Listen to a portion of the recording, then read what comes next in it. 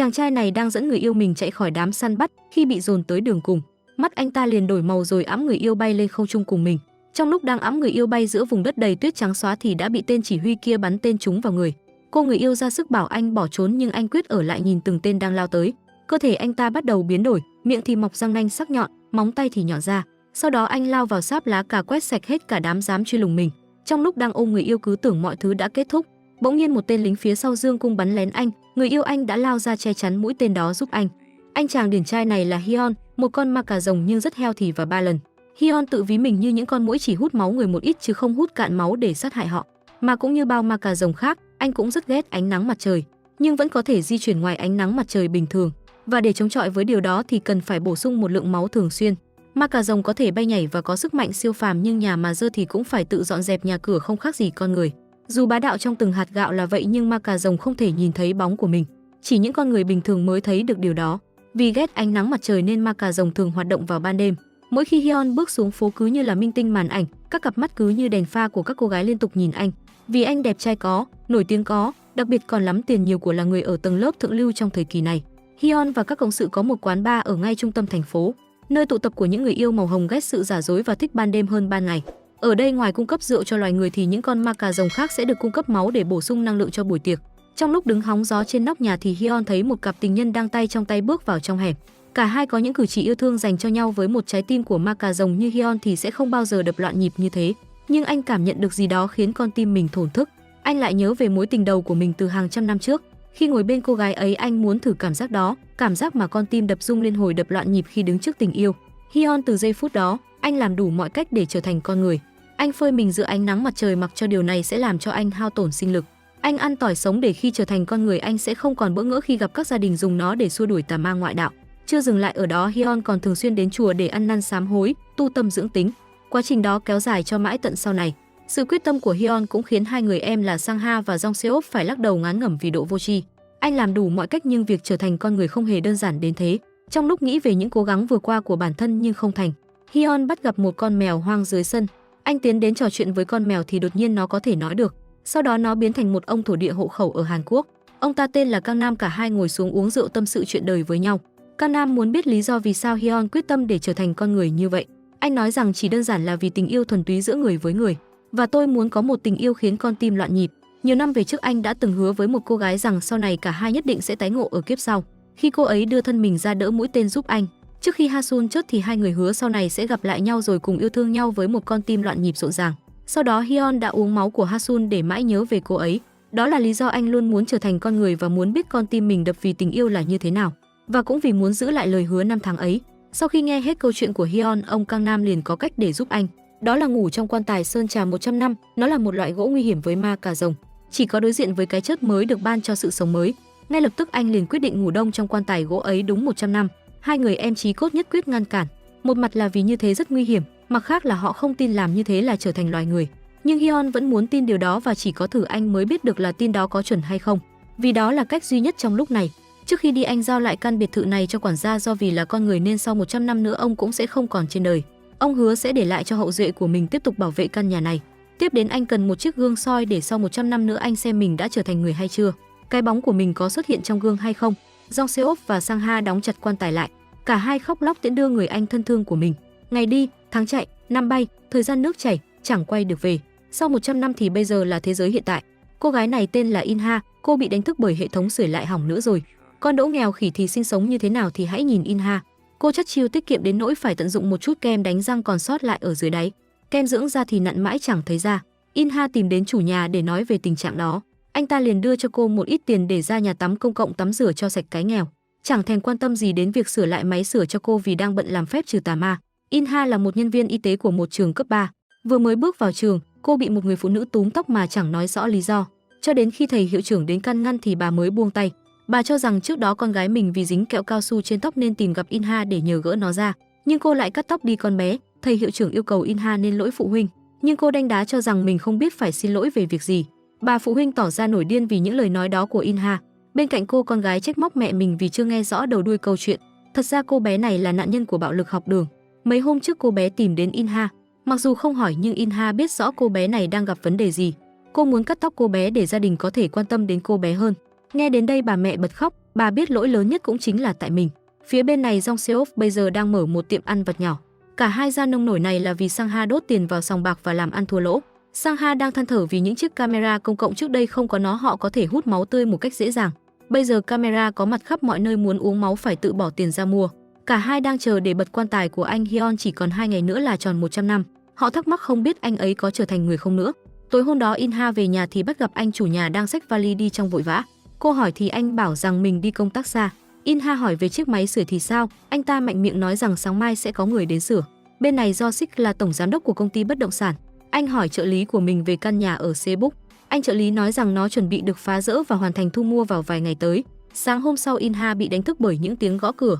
Cô cứ tưởng là nhân viên đến sửa máy sưởi nhưng không, họ thông báo đến đây để phá rỡ căn nhà này khiến cô tá hỏa.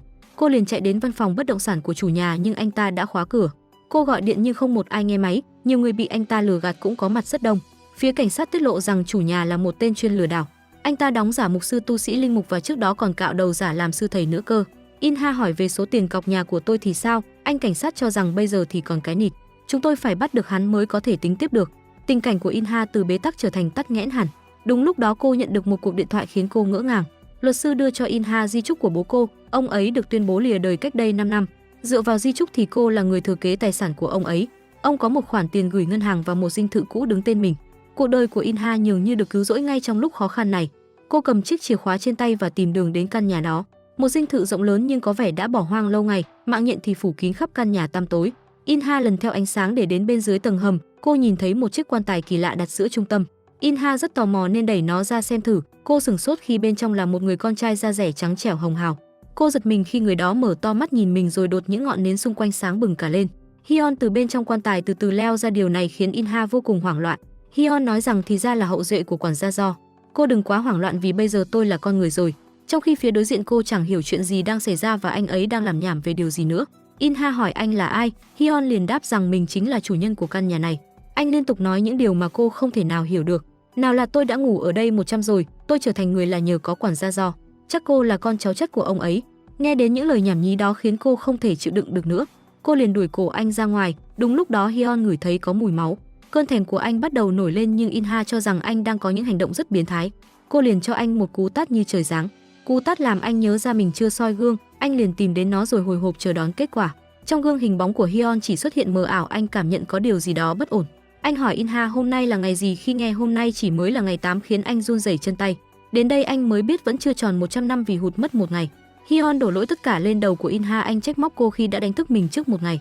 Anh đã chịu đựng tất cả để ở trong đó nhưng cô lại xuất hiện và phá hỏng đi nó. Hyun chưa kịp hút máu In Ha thì cô đã cắn ngược trở lại. Điều này khiến anh ngất xỉu mà nằm dưới nền đất lạnh. Khi In Ha vừa rời đi cô quay mặt nhìn lại thì thấy Hyun nằm bất tỉnh. Cô hốt hoảng khi biết tim anh ấy không còn đập nữa. Ngay sau đó Hyun được đưa vào phòng cấp cứu, các bác sĩ đã cố gắng hết sức để tim anh đập trở lại nhưng cũng đành bó tay. In Ha gục ngã khi bác sĩ thông báo anh ấy đã qua đời. Cô không thể nào tin đó là sự thật. Cùng lúc đó một bệnh nhân bị tai nạn giao thông được đưa vào ngay bên cạnh Hyun. Anh ngửi thấy mùi máu tươi nên chợt tỉnh dậy, nhìn thấy nó cơn thèm khát lại hiện ra. Anh bực tức khi mình chưa hoàn toàn trở thành con người, chỉ đang nằm giữa ranh giới đó. Bên kia bác sĩ phát hoảng khi thấy anh đã tỉnh dậy trở lại. In Ha nghe thấy thế liền chạy vào kiểm tra và cô cũng có cùng cảm xúc đó. Hyun vẫn còn đang rất tức giận, anh bảo cô trước tiên phải về nhà rồi nói chuyện sau. Cô liên tục hỏi anh có ổn không, có cần kiểm tra gì thêm không, nhưng bộ dạng của Hyun đâu có vẻ gì là người chết đi sống lại. In Ha há hốc mồm khi biết tiền viện phí lên đến 300.000 won. Cô đành phải ngậm ngùi cắn răng rút thẻ ra để thanh toán. Bên kia Hyun nhìn thấy tất cả nhưng chẳng hiểu cô ấy đang làm gì nữa. Ra bên ngoài cả hai tiếp tục nổ ra tranh cãi, người thì cho rằng anh là người đột nhập trái phép, người còn lại thì trách móc cô đã đánh thức tôi trước. Một ngày sau đó In Ha quyết định đường ai nấy đi, cô bắt taxi về nhà để mặc Hyun một mình giữa thành phố đầy hoa lệ. Anh một mình khám phá mọi thứ về cuộc sống hiện đại này, nó đã thay đổi quá nhiều sau 100 năm anh ngủ đông. Mọi thứ xung quanh đều lạ lẫm và mới mẻ, từ con người cho đến nhà cửa. Hyun đứng trước cánh cửa gương, anh thấy bóng mình mờ ảo nhưng bản năng hút máu vẫn còn như xưa. Anh cảm nhận mình đang ở lưng chừng giữa con người và ma cà rồng. Bên này vừa sang ngày mới thì Jong Seop và Sang Ha đã có mặt để mở nắp quan tài. Cả hai chuẩn bị nến và hoa, cùng đó là bánh kem bự thiệt bự để tổ chức bữa tiệc sinh nhật để chào đón anh Hyun. Nhưng khi bước vào căn hầm thì họ hốt hoảng khi không thấy anh ấy đâu cả. Nhìn chiếc gương đang vỡ họ chắc chắn là đã xảy ra chuyện gì đó. Hyun đang hỏi đường về nhà nhưng khi đọc tên địa chỉ cũ thì họ không thể tìm được. Anh chợt nhớ ra ở gần nhà mình có một tiệm may Âu phục, rất may tiệm may đó vẫn còn giữ lại tên gọi cũ cho đến tận bây giờ. Hyun lần theo tấm bản đồ mà hai cô gái chỉ cho mình, anh vui mừng khi đã tìm ra nó. Anh tiến đến khen anh chủ rằng cậu đẹp trai giống y hệt tổ tiên của mình, khiến anh chủ cũng ngơ ngác không hiểu chuyện gì. Cuối cùng Hyun cũng tìm đến dinh thự của mình, vào bên trong anh nhìn những đồ vật suốt ngần ấy năm vẫn u như kỳ. Hyun thay một bộ âu phục thật đẹp với ý định sẽ ngủ tiếp thêm một ngày nữa, nhưng khi vào căn hầm thì phát hiện quan tài đang bốc cháy. Cùng lúc đó In-ha đã gói gọn hành lý để chuyển đến nơi ở mới. Hai con người đầy diện nợ này lại chạm mặt nhau, cả hai tiếp tục tranh giành ngôi nhà này là của mình. In-ha muốn xem bằng chứng như hợp đồng hay giấy tờ sở hữu đất. Hyun hỏi về chiếc chìa khóa mà cô đang có trong tay, nó là thứ mà anh đưa cho quản lý Do. Điều đó có nghĩa cô là con cháu của ông ấy. In-ha nổi điên lên khi nghe những điều xàm xí từ Hyun. Để chứng minh là ma cà rồng buộc lòng Hyun phải tiết lộ thân phận của mình. Anh há miệng ra nhưng răng vuốt chả thấy đâu, cố thử lại thêm vài ba lần nữa nhưng cũng không được. Những siêu năng lực anh từng có cũng đột nhiên bị biến mất. Anh muốn In-ha nhìn vào mắt mình để cho cô thấy mắt anh sẽ thay đổi màu sắc, nhưng màu thì chẳng thấy đâu, anh chỉ nhìn thấy trong mắt cô ấy là hình bóng của mình rất rõ ràng. Điều này thật sự quá khác biệt với lúc anh nhìn mình trong gương. Hyun trừng mặt tập trung nhìn vào đôi mắt ấy khiến cô hiểu lầm là tên biến thái. In-ha liền tống cổ anh ra khỏi ngôi nhà, cô cũng cảnh cáo anh còn nhắc đến ma cà rồng hay gì nữa thì liệu cái hồn. In-ha tìm đến cửa hàng tiện lợi để ăn mì gói. Đúng lúc đó cô nhìn thấy Hyun đang làm gì đó với cái thùng rác đằng kia. Lập tức anh phát hiện ra cô và có vẻ đang rất đói bụng. Vì rủ lòng thương mà In-ha mời anh một bát mì. Khi mở nó ra anh cảm nhận mùi hương kỳ diệu này, nó hấp dẫn không khác gì mùi máu khi anh còn là ma cà rồng nguyên bản. Cứ như thế anh húp lấy húp để tô mì một cách ngon lành. Ăn xong anh đứng dậy vỗ tay khen ngon khiến In-ha bên cạnh phải ngại ngùng, người làm không quên người quê là người ngồi cạnh. Nhìn vào ánh mắt của In-ha anh lại nhớ mối tình đầu Hasun của mình. Anh gọi tên cô ấy làm cho In-ha hốt hoảng. Anh nhớ về những hình ảnh mà hai người ở bên nhau, khoảnh khắc đẹp đó khiến anh không thể nào quên. Trong lúc mơ màng Hyun bị đánh thức bởi anh chủ quán, khi tỉnh dậy thì anh không thấy In-ha đâu nữa. Trên đường về Hyun gặp lại ông Kang Nam, ông cũng biết Hyun bây giờ chưa thật sự trở thành người. Tại đây anh kể cho ông nghe về việc một cô gái đánh thức mình dậy trước một ngày. Nghe đến đây ông thắc mắc chiếc quan tài đó đâu dễ gì mở được. Ông ám chỉ In-ha có thể là người rất đặc biệt đối với Hyun. Sáng hôm sau In-ha vội vàng đến ngôi nhà cũ của mình, họ đang phá rỡ căn nhà. Trong khi đồ đạc cô vẫn chưa dọn đi xong, cô muốn được vào trong lấy đồ nhưng bọn họ không cho phép. Tên quản lý cho người ném tất cả mọi thứ của In-ha xuống từ trên lầu. Đúng lúc đó Jo-sik có mặt khiển trách những nhân viên của mình về những hành động thiếu văn minh này. Anh tiến đến hỏi thăm In-ha, hóa ra cả hai từng là người quen của nhau. Jo-sik là tiền bối trung trường và hơn cô một khóa. Nghe In-ha kể chuyện bị lừa đảo và bây giờ anh đang phá rỡ căn nhà đó khiến anh cũng bối rối. Jo-sik ngỏ lời muốn giúp đỡ nhưng In-ha cho rằng bây giờ bản thân cũng khá ổn rồi. Trước khi tạm biệt anh để lại danh thiếp của mình, nếu có chuyện gì em có thể gọi cho anh bất cứ lúc nào. Tối hôm đó In-ha bắt gặp tên chủ nhà lừa đảo trên đường, thấy thế anh ta liền bỏ chạy còn cô vẫn bám đuổi đằng sau. Cô chạy vội sang đường suýt chút nữa thì đụng phải xe bên kia. Vết cắn của In-ha bất ngờ hiện ra trên cổ của Hyun, có vẻ như khi cô gặp nguy hiểm thì cơn đau sẽ xuất hiện trong người anh. Hyun cảm nhận được điều đó nên nhanh chóng tìm đến In-ha. Anh lấy ra lọ máu mà ông Kang Nam đưa cho mình trước đó để trở thành người thì nhiệm vụ của anh là bảo vệ In-ha. Nếu cô ấy gặp mệnh hề gì thì coi như mọi thứ tan thành mây khói. Hieo liền nốc chọn lọ máu đó thì năng lực siêu phàm trong anh xuất hiện trở lại. Chỉ với một cú nhậm chân anh bay lên tận nóc của tòa nhà cao tầng. Anh đánh hơi được vị trí của In-ha bên kia, cô đuổi tên lừa đảo đến góc hẻm tăm tối nhưng chẳng thấy hắn ta đâu. Đột nhiên tên đó xuất hiện và chuẩn bị ra tay với In-ha. Đúng lúc đó Hyun nhảy từ trên cao xuống, anh bay đến đá tên này văng ra vài chục mét. Mặc cho hắn ta đánh đắm say anh đây cứ như vua lì đòn chẳng hề hấn gì, thanh sắc kia anh bẻ nó cong như món đồ chơi. Hắn ta lấy dao chém vào gương mặt 10 điểm của anh nhưng một cái quẹt tay thì vết thương lành lặn trở lại. Anh ném tên lừa đảo một cách nhẹ nhàng như lông vũ. In-ha ngồi bên cạnh chứng kiến tất cả mọi thứ, đến đây cô mới thật sự tin Hyun là ma cà rồng như những gì anh đã từng nói. Mặc dù rất sợ hãi khi đứng trước một con ma cà rồng nhưng khi thấy tên lừa đảo bỏ chạy thì đòi nợ vẫn là trên hết. In-ha vội và đuổi theo vô tình để rơi chiếc ví, Hyun thấy vậy nên nhặt lại giúp cô. Bên kia cảnh sát cũng có mặt đúng lúc, họ tống cổ anh ta về đồn và In-ha cũng muốn đi theo. Tại đồn cảnh sát tên lừa đảo kể hết mọi chuyện, nào là ma cà rồng, nanh vuốt sắc nhọn, hay là những năng lực ảo ma Canada của anh vest đen lịch lãm ấy. Phía cảnh sát đâu thể tin được những lời đàm tiếu qua loa linh tinh được nói ra từ miệng của tên lừa đảo. Anh ta còn bảo In-ha đứng ra làm chứng cho những lời mình vừa kể. Sau một hồi suy nghĩ thì cô quyết định không nói ra sự thật về Hyun cho cảnh sát biết. Đúng lúc đó rất nhiều nạn nhân bị lừa đảo khác có mặt để đòi lại tiền từ anh ta. Trên đường trở về nhà, Hyun đi ngang một trung tâm mua sắm. Anh cảm thấy tò mò nên muốn vào khám phá. Tại đây anh thử rất nhiều bộ quần áo hàng hiệu. Vì độ đẹp trai sáng láng của mình nên cái nào cũng thấy rất over hợp và ưng ý. Anh nhân viên bên cạnh phải há hốc mồm vì độ chịu chơi và đống đồ mà Hyun đã chọn. Khi anh ấy hỏi muốn thanh toán bằng gì thì Hyun liền nhớ ra chiếc ví của In-ha. Anh lấy thẻ trong đó ra và muốn thanh toán một lần cho tất cả ra, dân chơi là phải thế. Ra ngoài anh còn khen chiếc thẻ này đúng là lợi hại thật. Về đến nhà thì bắt gặp In-ha. Cô tò mò về những món đồ hiệu mà anh đang cầm trên tay. Hyun liền lấy ra chiếc thẻ thanh toán, anh nói rằng nó hết hạn mức rồi. Nghe đến đây In-ha như nổi điên lên. Vào trong nhà, cô thật sự bất lực về những điều mà Hyun đang làm. Còn anh thì ngồi tận hưởng khám phá những thứ mới mẻ mà mình vừa mua. Inha chửi xối xả vào cái mặt đẹp trai kia của anh. Chiếc tai nghe tôi đang dùng bên có bên không đây này, thế mà anh dám dùng tiền của tôi để mua một chiếc AirPods xịn sò đó ư? Inha nhường như chịu hết nổi tiền lừa gạt thì chưa thể lấy lại tiền trong thẻ thì Hyun đã tiêu hết sạch. Từ trước đến giờ Inha luôn sống rất tiết kiệm, cô không có gia đình hay bạn bè và cũng không tính đến chuyện kết hôn. Cô không muốn nhờ vả và hay làm phiền ai cả, thế nên tiền là cách duy nhất để cô có thể tự bảo vệ bản thân. Khi nghe xong những lời tổng xì vả từ Inha thì anh cảm thấy có phần áy náy, thế nên anh hứa sẽ trả lại tất cả số tiền đó cho cô. Hyun xuống tầng hầm để lấy lại số vàng mà anh đã cất giấu trước đây. Anh hào hứng mở nó ra nhưng rồi nụ cười trên môi bỗng chợt tắt, vàng thì chẳng thấy đâu, chỉ còn một cái dương trống rỗng. Hyun lặng lẽ bước ra chuẩn bị đón nhận cơn thịnh nộ của Inha. Khi nghe xong những lời giải thích thì cô chẳng nói một lời. Cô bắt anh mặc lại những bộ quần áo đó rồi chụp hình đăng bán lại trên mạng xã hội. Một lát sau cũng có người đồng ý mua lại nói. Cô bảo anh 2 giờ ngày mai có mặt ở ga tàu để gặp người mua hàng. Hôm sau Hyun một mình đến đúng điểm hẹn. Ôi thật bất ngờ, người mua hàng lại là Sangha. Hai anh em rất vui mừng khi gặp lại nhau. Sau một hồi tâm sự về mọi chuyện thì họ bắt đầu đi vào vấn đề chính. Sangha muốn bớt một chút ít nhưng Hyun nhất quyết nói không. Trong tình cảnh này anh em thâm tình này, khi nhắc đến chuyện tiền bạc thì tình anh em bấy lâu nay cũng không còn quan trọng nữa. Sau đó cả hai về cửa hàng ăn vặt của Jong Seop. Anh ta pha cho Hyun một ly máu để chiêu đãi người anh thân thương. Hyun uống một cách ngon lành vì bấy lâu nay hơi thiếu năng lượng trong người. Tại đây Hyun ngỏ lời muốn mượn hai người em 5 triệu won. Mà trong thời buổi suy thoái kinh tế này mà nghe đến số tiền đó thì cả hai liền ngoảnh mặt. Hai người em cũng đang nợ ngập đầu và bây giờ Hyun cũng thế. Từ một ngôi sao đỉnh lưu xã hội, Hyun trở thành con nợ chỉ sau một giấc ngủ đông. Hôm đó do Sik tìm đến nhà cũ của Inha đúng lúc cô đang dọn dẹp mọi thứ để chuyển đến nhà mới nên anh cũng muốn giúp một tay. Trên đường đi anh thắc mắc sao em tìm được nhà mới nhanh vậy. Cô nói rằng ngôi nhà đó là em được thừa kế. Lúc cả hai vừa đến nơi thì Hyun cũng vừa trở về nhà. Khi do Sik hỏi là ai vậy thì cô bối rối giải thích rằng anh ấy là người quen của tổ tiên nhà em. Hyun bắt tay chào hỏi nhưng do Sik có cảm giác tay anh ấy rất lạnh. Inha liền nói rằng anh ấy đang bệnh tay chân lạnh đấy ạ. Trước khi ra về do Sik vẫn còn cảm thấy lạ lùng về anh chàng đó. Vào trong nhà Inha đòi lại số tiền vừa bán áo nhưng đến tất cả thì vẫn thiếu mất 50.000 won. Đến đây Hyun mới biết người em Sangha dám lừa gạt mình.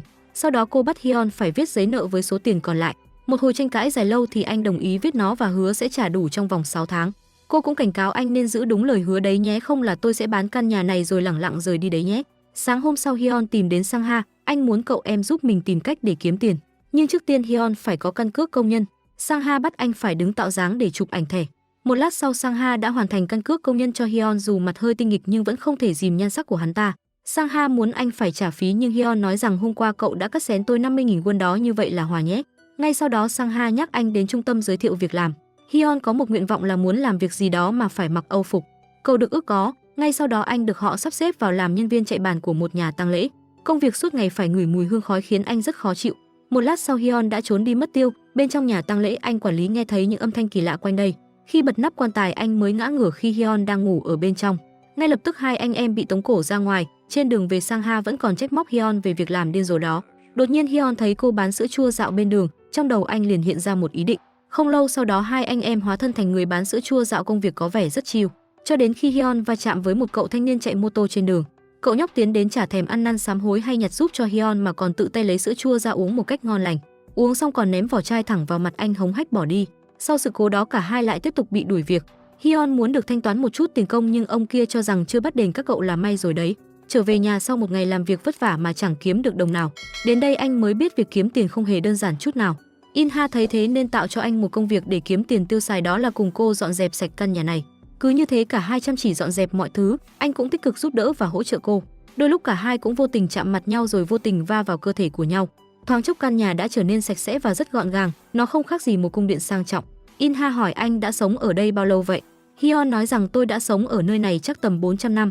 Cô thắc mắc tại sao anh lại muốn sống ở đây mà không phải nơi nào khác. Hyun nói rằng tôi ở đây để chờ một người, nơi này là địa điểm hẹn hò bí mật giữa anh và Hasun. Anh tin một ngày nào cô ấy sẽ quay trở lại. Hyun thắc mắc sao cô không sợ một con ma cà rồng như tôi vậy. Nhưng so với ma cà rồng thì Inha lại sợ lòng người hơn. Lần trước tên khốn đó đã lừa gạt tôi nhưng với một con ma cà rồng như anh thì lại khác. Anh còn cứu tôi nữa cơ mà. Khi Inha hỏi sao hôm đó anh biết mà tìm đến, Hyun chẳng thể giải thích được. Anh cho rằng chỉ là tôi cảm nhận như thế thôi. Hyun ngồi trên nóc nhà nhớ về những khoảnh khắc bên Hasun. Anh cũng từng cứu mạng cô ấy, nó chẳng khác gì với việc anh cứu mạng Inha cả. Anh có cảm giác cả hai thật sự có thứ gì đó rất giống nhau. Đột nhiên trên cổ anh lại xuất hiện vết cắn của Inha, anh cảm nhận có điều không lành nên liền chạy vào trong nhà. Inha vẫn còn ngồi đó nhưng chiếc đèn chùm trên đầu chuẩn bị rơi. Không nghĩ nhiều, Hyun liền bay đến ôm cô ấy.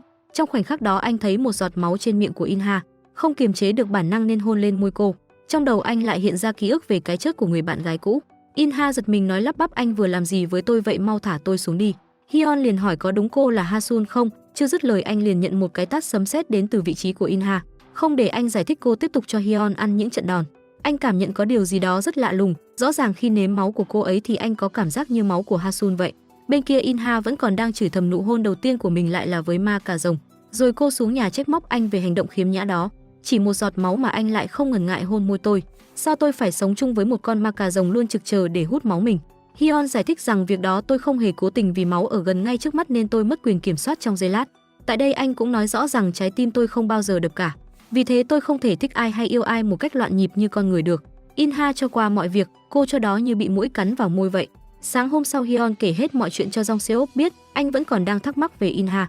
Từ việc cô ấy mở nắp quan tài cho đến vết cắn trên cổ. Mỗi khi cô ấy gặp nguy hiểm thì cơn đau đầu lại hiện ra như thể có mối liên kết gì đó. Đúng lúc Jong Seok nhận được điện thoại từ khách hàng, họ phản ánh trong bánh gạo cay có sợi tóc. Anh liền xin lỗi và hứa sẽ đổi lại ngay. Nghe đến trường cấp 3 mà Inha đang làm việc, Hyun liền muốn đi giao thức ăn thay cho Jong Seok. Sau khi giao thức ăn xong thì thầy giáo nhờ Hyun đi bỏ túi rác giúp mình. Ra bên ngoài bà thím này bắt anh phải phân loại rác chứ không thể vứt lung tung như vậy. Khi nghe Hyun cũng đang cần tìm việc làm, họ liền nhận anh vào làm việc cùng. Khoác lên mình đồng phục lao động cũng không làm bớt đi độ hào nhoáng về cái vẻ đẹp trai của anh. Các cô U50 ở đây cũng phải trầm trồ khen ngợi. Khi bước vào trường, Hyun tiếp tục thu hút mọi ánh mắt của các nữ sinh. Thời hoàng kim như ngày xưa đã trở lại với anh rồi. Đang ngạo nghễ diễn cái nét giả bộ đẹp trai thì Hyun va phải một cậu học sinh. Anh liền nhận ra cậu nhóc này mấy hôm trước lái xe tông vào mình đây mà. Cậu học sinh láo tuét đó chẳng mảy may quan tâm mà liền bỏ đi. Inha giật mình khi biết Hyun đang làm việc trong ngôi trường này. Cô khuyên anh nên nghỉ việc ngay luôn đi, cô sợ một con ma cà rồng như anh đến đây là để làm hại học sinh. Nhưng anh nhất quyết không muốn nghỉ việc. Tối hôm đó do Sik có buổi hẹn với Inha, anh dẫn cô vào một quán bar mà chẳng có vị khách nào. Anh nói rằng quán này thuộc công ty của anh, vẫn chưa mở cửa chính thức. Tuần sau mới bắt đầu khai trường, do Sik có tình ý với Inha nên muốn mời cô đến đây trước. Bên kia ông Kang Nam đang chờ Hyun ở nhà. Tại đây anh nói rằng tôi cảm nhận được Hasun từ máu của cô Inha. Điều lạ lùng là vẻ bề ngoài cho đến tính cách thì cả hai chẳng giống nhau một tí nào. Ông Kang Nam muốn xem tay của Hyun. Ông cảm nhận trong người anh có điều gì đó khác thường, khuyên anh từ nay không được thèm máu cô Inha nữa, máu cô ấy là độc đấy. Nhưng ông lại nói rằng cậu phải có máu của cô ấy mới có thể trở thành con người. Hãy biến dòng máu độc đó thành máu của tình yêu. Nói cách khác, cậu hãy khiến cô ấy rơi vào lưới tình. Chỉ cần uống máu cô ấy khi cô ấy đang yêu thì cậu sẽ có thể trở thành người. Sau khi ăn tối xong, Do Sik đưa Inha về nhà. Anh còn tặng cho cô một món quà nữa. Trên kia Hyun đã nhìn thấy tất cả hai người. Khi Inha bước vào nhà thì nghe những lời nói đầy ẩn ý của Hyun. Nào là mùi rượu thật khó chịu, đứng ngoài đường cười nói sang sảng như vậy coi chừng hàng xóm người ta dị nghị đấy. Cô nói rằng sao anh lại nghe lén người khác như thế, nhưng anh đáp rằng chỉ là thính giác của tôi nhạy bén hơn người thường thôi. Hôm sau Inha vô tình nghe được cuộc trò chuyện giữa Hyun và cô lao công. Anh thấy cô đang đau chân nên khuyên cô nên vào phòng y tế nghỉ ngơi một lát. Anh còn dành làm thay công việc mà cô để lại nữa. Trong phòng y tế, cô lao công liên tục khen ngợi Hyun. Cậu ấy đúng là người tốt, một thanh niên hiếm thấy trong thời buổi này. Cậu ấy không ngại khuân vác đồ nặng, rồi còn biết kính trọng người lớn nữa. Nghe đến đây Inha bắt đầu có những suy nghĩ tích cực hơn về Hyun. Bên kia Hyun lại chạm mặt cậu học sinh láo tuét đó. Cậu vứt bao thuốc lá trước mặt anh với bộ dạng đầy khiêu khích. Hyun lần theo nơi mà nhóm học sinh đó vừa chui ra. Ở đây toàn là vỏ bia và tàn thuốc lá. Anh chưa kịp dọn dẹp tất cả thì bên kia có người gọi tên mình. Tàn thuốc còn sót lại từ từ bốc cháy. Chỉ một lát sau đám cháy đã lan rộng ra cả khu trường. Mấy anh cứu hỏa đang có mặt để dập lửa. Bên kia nhóm học sinh đang tìm cách để thoát tội. Và cậu học sinh lấc ca lấc cấc đó có cách để xử lý khi nhớ về Hyun. Ngay sau đó Hyun bị thầy hiệu trưởng gọi vào phòng để làm việc. Ông cho rằng anh là người hút thuốc rồi để xảy ra hỏa hoạn. Mặc cho Hyun liên tục phủ nhận điều này nhưng ông nói rằng tụi trẻ đã thấy cậu làm việc đó. Hyun thừa biết rằng thằng nhóc đó chính là người đổ lỗi cho mình. Các cô lao công khác cũng đứng ra bảo vệ cho anh nhưng ông hiệu trưởng không thèm nghe những lời giải thích đó. Ông sẽ làm đơn để Hyun bồi thường tổn thất và thiệt hại ở đây. Ngay sau đó Inha kéo thằng nhóc đó vào, cô đưa tay cậu ấy cho ông ngửi thì đúng là toàn mùi thuốc lá. Tiếp đến Inha lấy ra đoạn camera an ninh, đến đây thì không còn chối cãi được nữa. Bên kia Do Sik đang ra sân bay để đón một cô gái, anh gọi cô ấy là giám đốc Na. Nhưng điều đặc biệt là khuôn mặt cô ấy giống y hệt Hasun, người mà Hyun đang chờ đợi. Hyun nhìn vào đôi mắt của Inha, anh vẫn cảm nhận cô gái này có điều gì đó rất giống Hasun. Anh gọi tên người thương trong quá khứ khiến Inha rất bối rối. Cô lại sợ Hyun hôn mình như mấy hôm trước. Inha liền lấy bình xịt hơi cay phun lên mặt của anh. Cô bất ngờ khi nó lại có tác dụng với ma cà rồng, còn Hyun thì quay cuồng trong đau đớn. Cứ như thế cô xịt vào mặt anh thêm vài ba lần nữa. Một lát sau Inha nói lời xin lỗi. Di anh đứng sát quá nên tôi mới sợ hãi. Tại đây anh kể về cô gái Hasun cho Inha nghe. Nhiều năm trước cô gái ấy đã dùng mạng sống của mình để cứu tôi. Inha thắc mắc sao anh lại gọi tôi là Hasun, cô ấy trông giống tôi à? Hyun liền phản bác rằng không hề một chút nào, một sợi lông cũng không giống. Trước khi cô ấy mất, cả hai hứa sẽ gặp lại nhau ở kiếp sau rồi cả hai sẽ yêu thương nhau bằng con tim loạn nhịp. Vì điều đó mà tôi luôn muốn trở thành con người. Thế nhưng cô lại đột nhiên xuất hiện rồi mở quan tài sớm một ngày trước khi đủ 100 năm. Inha cũng xin lỗi về chuyện đó, vì bản thân không hề cố ý. Hyun nói tiếp rằng trong giây phút cô mở quan tài tôi mới nghĩ cô chính là Hasun. Tôi càng cảm nhận rất rõ điều đó mỗi khi cô gặp nguy hiểm. Inha cho rằng lý do đó nghe thật vô lý. Lần trước anh bảo tôi là hậu duệ của quản gia nhà anh, bây giờ lại là người tình kiếp trước hả? Hyun nói rằng cái hôm mà tôi hôn cô tôi đã cảm nhận được Hasun trong máu cô. Inha vẫn không thể nào tin những điều xàm xí đó. Có phải anh là nhà biên tập phim không đấy? Kiếp này đủ làm tôi vật vã rồi mà anh cứ lải nhải gì về kiếp trước. Vậy nếu tôi là cô gái đó đi nữa thì kiếp trước tôi đã chết vì anh. Vậy kiếp này anh nên buông tha cho tôi mới phải chứ, sao lại lẽo đẽo từ kiếp này sang kiếp khác như vậy? Thời buổi này cũng bị coi là phạm tội vì bám đuôi đó. Sáng hôm sau khi Inha vừa đến trường thì nghe các em học sinh đang bàn tán nhau về việc cô và anh lao công Hyun đang hẹn hò. Mấy em học sinh cứ hỏi Inha về chuyện đó khiến cô rất bối rối. Bên kia hai em học sinh này đến tặng cho Hyun một giỏ quà bên trong toàn bánh kẹo, nhưng vì không ăn được đồ ngọt nên anh đem tất cả đến cho Inha. Tại đây cô cũng tiết lộ cả trường đang đồn đoán rằng anh và tôi đang hẹn hò đấy. Hyun liền phản bác thật là nhảm nhí hết sức, anh kiên quyết không muốn đem những thứ đó về. Muốn ăn hay vứt đi thì tùy cô nhé. Ra bên ngoài Hyun suy nghĩ làm sao cô ta rơi vào lưới tình đây nhỉ. Ngay sau đó anh liền tìm gặp người em Sang Ha, anh khuyên Hyun hãy làm cho cô ấy cảm thấy được yêu thương. Những ngày sau đó Hyun luôn đặt những đóa hoa trước cửa cho Inha, cùng với đó là những bức thư bên trong là những dòng tình cảm của một người ẩn danh. Hyun cứ làm như thế từ ngày này sang ngày khác nhưng Inha cảm thấy khó chịu về sự quấy rối này. Cô liền rút điện thoại ra báo cho cảnh sát, chưa dứt lời thì Hyun liền ngăn cô lại. Anh nói rằng người ta đang có ý tốt sao cô lại làm như vậy. Nhưng Inha cho rằng tôi ghét nhất thể loại núp lùm làm mấy trò mèo này lắm. Khi kế hoạch vĩ đại đó bị thất bại, hai người em liền khuyên Hyun nên chuyển sang một kế hoạch khác. Tối hôm đó anh lấy ra vé xem phim để rủ cô đi cùng.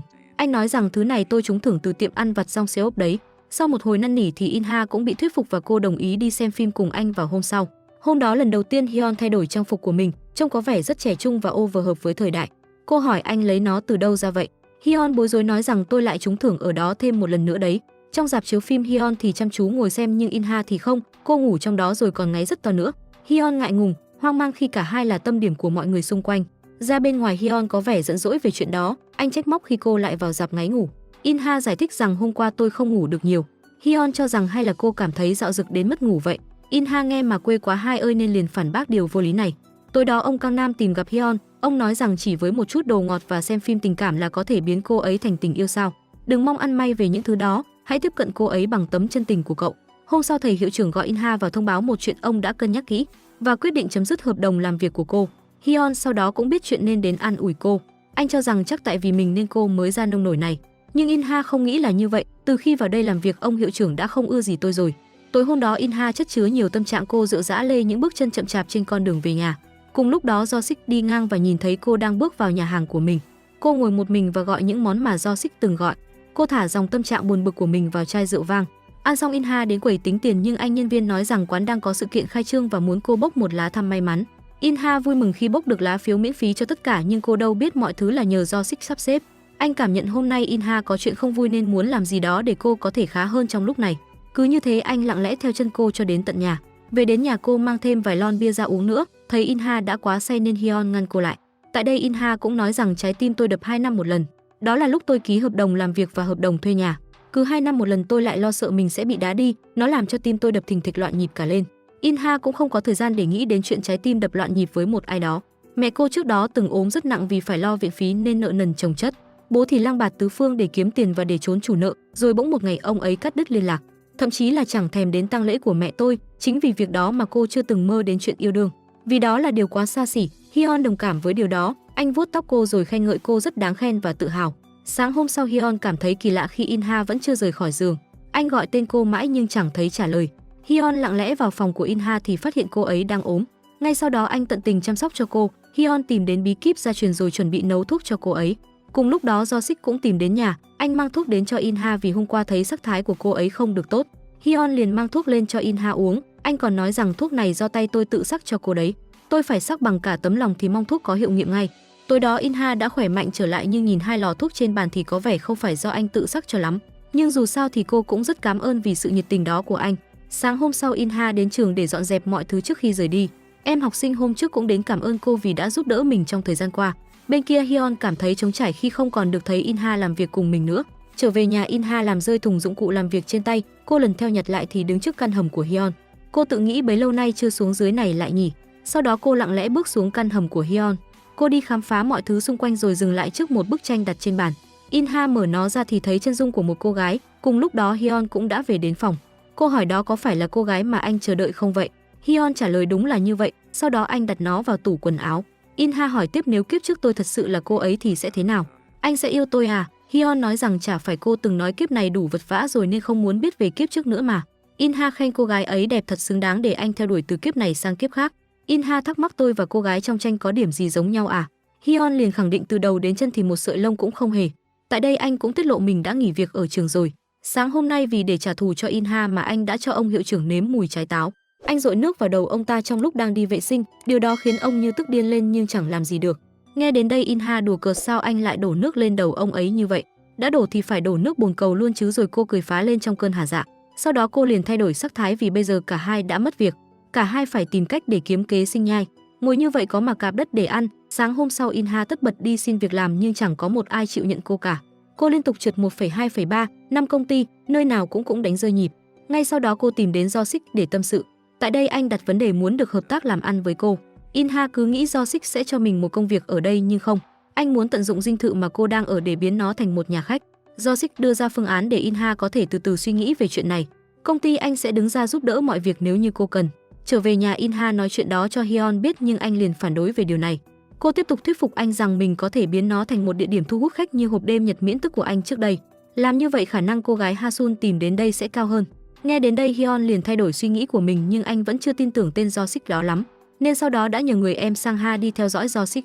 Hôm đó trong lúc Sang-ha đang chụp hình Do Sik thì có một người xuất hiện. Chàng trai trẻ ấy là Man-hee, cũng là một con ma cà rồng nhưng từ lâu đã trà trộn vào cuộc sống con người. Man-hee hỏi Sang-ha đang làm gì ở đây vậy? Anh nói rằng mình chỉ ở đây để chụp mọi thứ xung quanh thôi. Sang-ha cũng tiết lộ anh Hyun đã quay trở lại rồi. Điều này khiến Man-hee có vẻ rất bất ngờ. Bên trong Do Sik đang hẹn gặp giám đốc Na, cô đến để bàn về chuyện mua lại dinh thự cổ kính đó. Do Sik cho rằng người thừa kế không muốn bán nó, cô ấy đang muốn mở nhà khách cùng chúng tôi. Bên kia Man-hee đang có ý định hút máu một người đàn ông trên đường. Đúng lúc đó ông Kang Nam hiện ra và ngăn anh ta lại. Ông khuyên anh ta nên thay đổi bản tính sao cho hợp thời thế, sống cho tử tế vào và nhớ những gì tôi đã nói. Sáng hôm đó cả hai bắt tay vào công việc để chuẩn bị biến dinh thự thành nhà khách cho thuê. Họ đo đạc khung cửa, đo đạc diện tích các phòng. Hyun nhìn vào mắt Inha rồi khen nó thật đẹp khiến cô bối rối. Anh tiến sát mặt mình vào nhưng cô liền đẩy anh ra. Hyun nói rằng tôi chỉ đang khen hình bóng của mình trong mắt cô thôi. Đúng lúc đó Inha nhận điện thoại từ Do Sik. Anh muốn hẹn gặp cô vào tối nay để bàn bạc công việc. Tối đó Inha một mình đến nơi đã hẹn với Do Sik. Nhưng ở đây cũng có sự xuất hiện của giám đốc Na Ha-won nữa. Ha-won ngỏ lời muốn được hợp tác đầu tư vào nhà khách đó. Tôi đã quan tâm dinh thự đó từ lâu rồi và rất thích sự cổ kính này. Cảm giác như dinh thự đó muốn được bắt chuyện với tôi vậy. Trở về nhà Inha liền kể chuyện này cho Hyun nghe. Có một cô gái rất xinh đẹp và giàu có muốn được hợp tác với chúng ta. Hôm nào tôi sẽ dẫn cô ấy đến đây để tham quan nhà. Hyun liền gật đầu mà chẳng nói năng gì cả. Sau đó anh tìm đến Sang-ha để hỏi tình hình về Do Sik. Sang-ha nói rằng anh ấy là một người nghiện công việc. Đến công ty đi họp rồi về nhà cứ lặp đi lặp lại như thế. Ngoài ra cũng chẳng có gì khác. Tại đây Sang-ha cũng tiết lộ, em vừa gặp Man-hee đấy, hắn ta hoảng ra mặt khi hay tin anh đã quay trở lại. Em và anh Jong Seop đang tính đi tìm đống vàng của anh đấy. Nếu tìm ra nó chúng ta sẽ chia 3 ra nhé, nhưng Hyun chỉ đồng ý chia làm 2 thôi. Tối hôm đó hai người hàng xóm tìm đến dinh thự. Họ muốn cả hai đi tuần tra vì dạo gần đây xuất hiện rất nhiều tên trộm. Cứ như thế cả hai cùng nhau đi tuần tra khắp mọi góc hẻm. Inha cũng cảm thấy có lỗi trong việc nhảy vào sửa lại dinh thự vì anh đã bỏ ra hàng trăm năm để gìn giữ và bảo vệ nó. Nhưng anh không cho là như vậy, việc tân trang dinh thự cũng là mục đích của anh. Trở về nhà Inha bất ngờ khi thấy giám đốc Na Ha-won đã ở đó từ lúc nào. Khi cô ấy quay mặt lại thì Hyun rất ngỡ ngàng. Anh liền tiến đến ôm cô ấy vào lòng rồi gọi tên Hasun. Anh không để Ha-won có thời gian để giải thích. Bên kia Inha chứng kiến tất cả và cô rất bất ngờ. Ha-won vẫn chưa hiểu chuyện gì xảy ra. Cô hỏi giữa hai ta đã từng gặp nhau từ lúc nào vậy, khiến Hyun phải bối rối. Bên kia Inha đứng sững sờ trước tình cảnh đó. Cô nhanh chóng ngăn cản Hyun lại. Inha xin lỗi Ha-won rồi giải thích rằng anh ấy sống ở nước ngoài lâu quá nên cư xử hơi quá lố. Trong khi Ha-won vẫn chưa thể nào chấp nhận sự thật đó, trước khi xin phép ra về Ha-won vẫn tỏ ra rất vui vẻ. Cô cảm thấy anh chàng này thật sự rất độc đáo và thú vị. Vào trong nhà, Hyun ngắm nhìn bước chân dung của Hasun rất lâu. Anh vẫn khẳng định cô gái ấy chính là Hasun mà anh đã chờ đợi. Anh tự trách bản thân khi cô ấy đã giữ lời hứa là quay trở lại, nhưng bây giờ Hyun lại chưa thể trở thành người. Inha không phủ nhận điều đó, nhưng cô cho rằng Hasun đã đầu thai thành kiếp khác. Làm gì có ai nhớ được kiếp trước của mình. Bên kia Ha-won nhớ khoảnh khắc mà Hyun ôm mình. Dù chỉ mới gặp lần đầu nhưng cô lại có cảm giác rất lạ lùng và khó tả. Cô thật sự tò mò về con người đó. Sáng hôm sau, Sang Ha và Jong Seop đang bàn tán nhau về thủ phạm lấy đi số vàng. Sang Ha cho rằng rất có thể người đó là quản gia do hậu duệ của ông ấy là In Ha chắc chắn biết nó đang nằm ở đâu. Đúng lúc đó Hyun cũng có mặt nhưng anh không nghĩ là như vậy. Quản gia do là người trung thành như thế nào thì anh cũng thừa biết. Nếu ông ấy cần tiền thì đã bán căn dinh thự đó lâu rồi. Hyun đến đây để kể cho hai người em về cô gái vừa mới gặp hôm qua. Điều mà anh không thể lường trước là cô ấy không nhận ra anh và anh lại chưa thể trở thành người. Điều mà cả hai từng hứa sẽ yêu nhau với con tim loạn nhịp là không thể. In Ha hiểu được tâm trạng hồi ức đau thương của Hyun dạo gần đây. Hôm nay cô chuẩn bị cho anh một ít huyết tương để giúp anh phấn chấn hơn. Tại đây cô nói về việc sẽ mời Ha Won đến tham quan dinh thự vì cô ấy muốn đầu tư vào nhà khách này. Hyun liền đồng tình về ý kiến đó, anh cũng lo sợ sự xuất hiện đường đột của mình sẽ xáo trộn đến cuộc sống của cô ấy. In Ha khuyên anh không nên nghĩ cô ấy là Ha Sun của kiếp trước, hãy đối xử với cô ấy như Ha Won ở hiện tại. Hyun đứng trên nóc nhà để suy nghĩ về mọi chuyện. Đúng lúc đó ông Kang Nam cũng có mặt. Tại đây anh nói cho ông biết về việc Ha Sun đã xuất hiện. Ông khuyên anh hãy nhanh chóng trở thành người đi ranh giới giữa ma cà rồng và con người, như vậy là rất nguy hiểm. Hãy uống máu In Ha khi cô ấy đang yêu rồi trở thành người đi. Sáng hôm sau, để biến In Ha rơi vào lưới tình, Hyun liền gọi điện cho Jo Sik khuyên anh ấy nên quan tâm đến In Ha. Vì dạo gần đây Hyun thấy cô ấy khá bận rộn với công việc. Mục đích chính của Hyun cũng chỉ là đẩy thuyền cho cặp đôi này. Lập tức Jo Sik liền gọi điện cho In Ha, anh muốn cùng cô đi xem nội thất và đồ gia dụng cho nhà khách. Cả hai vui vẻ bên nhau khiến ai cũng hiểu lầm là cặp đôi vợ chồng họ đi ăn đi uống và ngồi tâm sự mọi thứ về nhau. Bên kia hai người em đến dinh thự để truy tìm dấu vết về tên trộm. Sang Ha phát hiện một sợi ria mép mèo rơi trên sàn nhà, anh liền nghĩ ngay đến ông Kang Nam. Chính ông là người đã bảo Hyun ngủ trong quan tài 100 năm. Ông ấy cũng là người duy nhất có thể biến hóa từ con người thành mèo một cách dễ dàng. Nhưng Hyun lại phủ nhận điều đó. Ông Kang Nam là một nhân vật tâm linh quốc cách vượt lên trên vạn vật. Ông ấy không thể nào dao động chỉ vì vài thỏi vàng được. Jong Seop cũng đồng tình về điều đó khi chưa chắc ria mép này là của ông ấy. Ngay sau đó cả ba lên nhà ngồi ăn huyết tương. Đúng lúc đó In Ha cũng vừa về đến nhà, cô sững sờ khi chứng kiến những hình ảnh này. Hyun liền đứng lên giới thiệu hai người em thân thiết của mình. Đến đây cô mới biết cả ba đều là ma cà rồng và anh mập kia chính là chủ tiệm bánh gạo cay trước cổng trường. Hyun cố gắng giải thích cho In Ha hiểu rằng bọn họ không phải người xấu, họ không hút máu người hay làm hại đến ai, nhưng In Ha cũng không thể nào chấp nhận được. Khi nơi này chuẩn bị trở thành nhà khách, cô không muốn đây là nơi tụ tập của ma cà rồng. In Ha liền mời hai người ra về, Hyun cũng không thể nào ngăn cản được nên anh ra dấu cho hai người em. Sau đó In Ha gọi điện cho Ha Won để mời cô đến tham quan dinh thự. Ha Won liền đồng ý vì cô rất muốn gặp lại người đàn ông độc đáo như Hyun. Để không làm Ha Won cảm thấy bối rối như hôm trước nên In Ha đưa ra một số điều kiện cho Hyun thực hiện. Đầu tiên, không được mở miệng ra nhắc đến tên Ha Sun trước mặt cô ấy, cấm động tay động chân bất thình lình như kiểu ôm lấy cô ấy. Vào tối hôm đó không được nhìn chằm chằm vào mặt cô ấy, như thế là rất thất lễ. Điều cuối cùng là cẩn thận đừng để lộ thân phận ma cà rồng của mình. Dù là bất kỳ ai hay có xảy ra chuyện gì cũng không được để lộ. Hyun chỉ biết răm rắp nghe theo vì anh cũng rất mong được gặp cô ấy thêm lần nữa. Tối hôm đó trong lúc đi dạo trong vườn, anh vô tình nhìn thấy những bông hoa dại. Anh liền nghĩ về những hình ảnh cùng với Ha Sun. Cô ấy cũng rất yêu hoa, Ha Sun từng nói nhìn thấy nó như những vì sao trên mặt đất vậy. Hyun nhìn ngắm nó mà trong lòng chứa đầy cảm xúc. Trên kia In Ha nhìn thấy tất cả và cô hiểu được tâm trạng của Hyun. Trong lúc này sáng hôm đó Hyun chuẩn bị bộ trang phục đẹp nhất trong tủ để đón tiếp Ha Won. In Ha cũng ân cần chỉnh lại quần áo cho anh. Khi Ha Won đến nhà thì Hyun đã chuẩn bị trên tay một bó hoa thật đẹp để dành tặng cô. Bên kia Jo Sik và In Ha cảm thấy rất ghen tị với hai con người này. Ngay sau đó Hyun dẫn Ha Won đi xem tất cả các phòng. Cô đặc biệt rất thích sự cổ kính của dinh thự này. Cô thích giữ nguyên như thế chứ không cần cải tạo. Hyun đồng ý quan điểm đó. Anh trách móc con người thật nông cạn cứ muốn sửa chữa và cải tạo tất cả. Ha Won thắc mắc tại sao anh với cô In Ha lại sống chung trong căn nhà này. Hyun bối rối nói rằng anh có quen biết với tổ tiên của cô ấy. Hyun nhìn vào đôi mắt của Ha Won thật lạ lùng khi trong đó lại không có hình bóng của anh. Nó thật sự rất khác với đôi mắt của cô In Ha. Sau khi tham quan xong cả bốn ngồi ăn cơm trưa. Jo Sik muốn pha cho Hyun một ly rượu vang nhưng In Ha ngăn cản lại, sợ rượu và lời ra sẽ không tốt. Ha Won cảm thấy rất tiếc khi chai rượu này cô để dành mời những người quý mến. Nghe đến đây Hyun không ngừng ngại ngùng muốn được uống thử. Mặc cho cuộc đời của anh chưa từng uống một giọt nào. Hyun ngồi cả buổi mà chẳng ăn một thứ gì cả, anh chỉ ngồi chăm chăm ngắm nhìn Ha Won. Cô thắc mắc về điều đó nên đã tự tay lột tôm cho Hyun. In Ha ngồi bên cạnh cũng không thể nào ngăn cản Hyun được. Lần đầu tiên được ăn tôm anh cảm thấy rất tuyệt vời. Nó ngon chẳng khác gì món huyết tương yêu thích của anh cả. Anh còn tranh giành con tôm mà Jo Sik đang cố lột cho In Ha nữa chứ. Cứ như thế nguyên dĩa tôm to chà bá mà Hyun húp sạch không sót một con nào. Sau khi đánh chén no say anh bắt đầu không thể kiềm chế được bản thân. Anh lại gọi tên Ha Sun trước mặt Ha Won khiến cô rất bối rối. Ngay lập tức In Ha hiểu rõ vấn đề nên nhanh chóng đưa anh ra ngoài. In Ha cho Hyun một cú tát thật mạnh để anh có thể tỉnh táo hơn. Cô trách móc khi anh không giữ đúng lời hứa. Lần trước anh ăn mì vào cũng say mà sao hôm nay lại ăn nhiều thế. Hyun gục đầu trên vai của In Ha. Anh muốn giữ như thế này một chút thôi. Cảm giác tâm trạng trong anh khá hơn rất nhiều. Sau khi Hyun đã tỉnh táo thì cả hai quay trở lại. Vừa mới bước vào thì anh thấy bóng đèn trên đầu Ha Won phát nổ. Anh nhanh chóng chạy tốc độ bàn thờ về phía cô ấy. còn Inha thì kéo tay Do-sik nhằm đánh lạc hướng anh. Hyun xuất hiện như một bóng ma để đỡ lấy Ha-won vào lòng mình. Ngay sau đó Hyun liền ngớt lịm đi vì vẫn còn trong cơn say, khi anh tỉnh lại thì mọi người đã ra về hết rồi. Inha tiếp tục trách móc anh vì những hành động đó, cứ mở miệng ra là nhắc đến Ha-sun rồi còn đụng tay đụng chân với cô ấy. Suýt chút nữa thì bị lộ thân phận cả rồi, Hyun chỉ biết cười trừ và đón nhận những lời chửi bới của Inha. Sáng hôm sau ông Kang Nam tìm đến tiệm mì cay của Jong Seok. Ông nói rằng mình không hề lấy đi số vàng đó, Sang Ha liền lấy ra sợi ria mép để chất vấn. Ông thừa nhận bản thân đã xuống căn hầm đó thật nhưng không hề lấy cắp số vàng. Ông xuống hầm chỉ để kiểm tra Hyun, đồng thời ông cũng cho rằng Hyun bây giờ đang gặp nguy hiểm. Ông muốn những người còn lại hãy theo sát Hyun, nếu anh ấy có gì đó kỳ lạ thì phải báo ngay cho ông biết. Bên kia Hyun đang đi mua huyết tương thì nhận được điện thoại từ Ha-won. Cô hỏi thăm sức khỏe anh vì hôm qua thấy anh rất say. Ha-won cảm ơn anh vì hôm qua đã cứu mạng mình, thế nên cô muốn tặng anh một món quà coi như là để trả ơn. Tối hôm đó Inha nhớ về người bố của mình, ông ấy mất tích nhiều năm rồi cũng không biết còn sống hay đã chết. Cô thắc mắc về những lời mà cô hàng xóm nói hồi chiều, căn nhà cũ kỹ này chứa thứ gì đó mà ông ấy không muốn bán đi dù bất cứ giá nào. Bên kia Hyun thì đang ngắm nhìn bước chân dung của Ha-sun. Anh không hiểu vì sao hình bóng của mình lại xuất hiện trong mắt Inha còn Ha-won thì không. Liệu chuyện này có liên quan gì đến việc cô ấy mở nắp quan tài sao? Sáng hôm sau Ha-won hẹn Hyun tại phòng triển lãm tranh. Bên ngoài Man-hee cũng nhận ra người con trai mà Ha-won hay nhắc đến lại là Hyun. Trong kia cả hai đi ngắm nhìn những bức tranh, Hyun tiết lộ bản thân anh cũng từng vẽ tranh và được mọi người khen là có khiếu cầm cọ. Ha-won rất muốn được xem tranh anh vẽ như thế nào. Thật ra trước đó Hyun đã tự tay vẽ bức chân dung cho Ha-sun. Bây giờ anh nhìn khuôn mặt của Ha-won hiện tại thật sự rất giống cô ấy. Ha-won cắt ngang dòng suy nghĩ của anh bằng câu hỏi: tại sao anh lại luôn nhìn tôi bằng ánh mắt da diết đó, nói như thể anh đã quên biết tôi từ rất lâu rồi vậy. Lẽ nào tôi trông giống người con gái Ha-sun mà anh hay nhắc tên sao? Hyun liền phủ nhận điều này vì anh cảm thấy có điều gì đó không đúng khi mắt của Ha-won lại không có hình bóng của anh.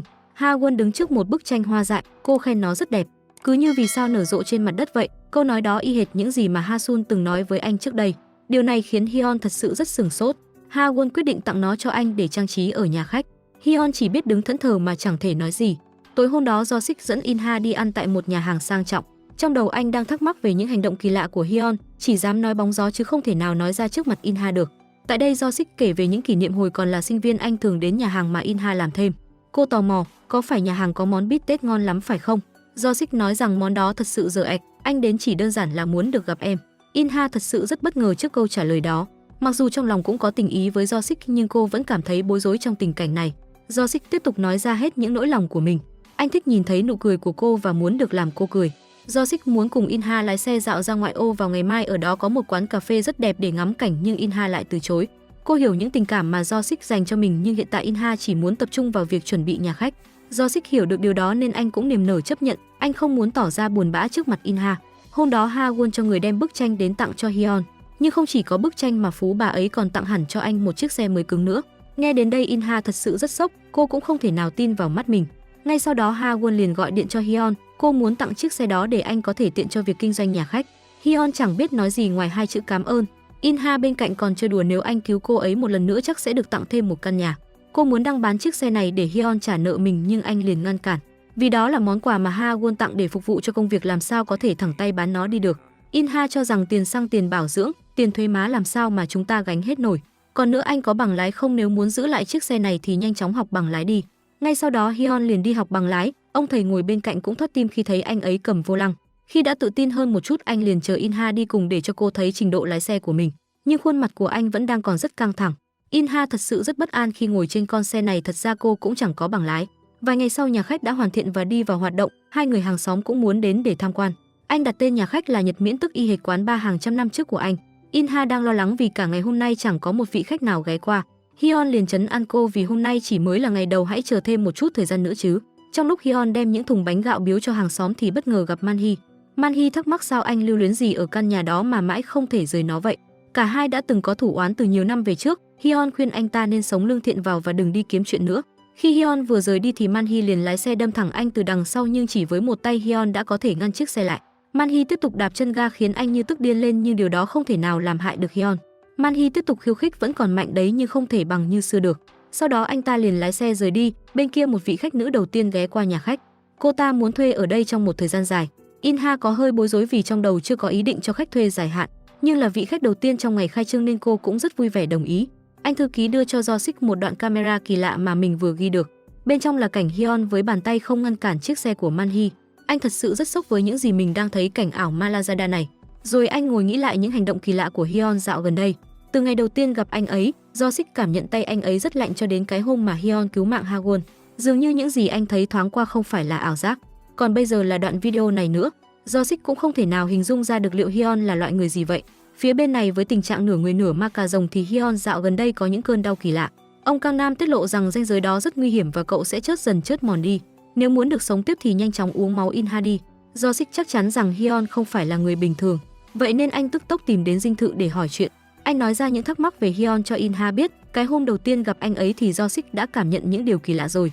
In Ha lại cho rằng chắc anh hơi nhạy cảm quá thôi.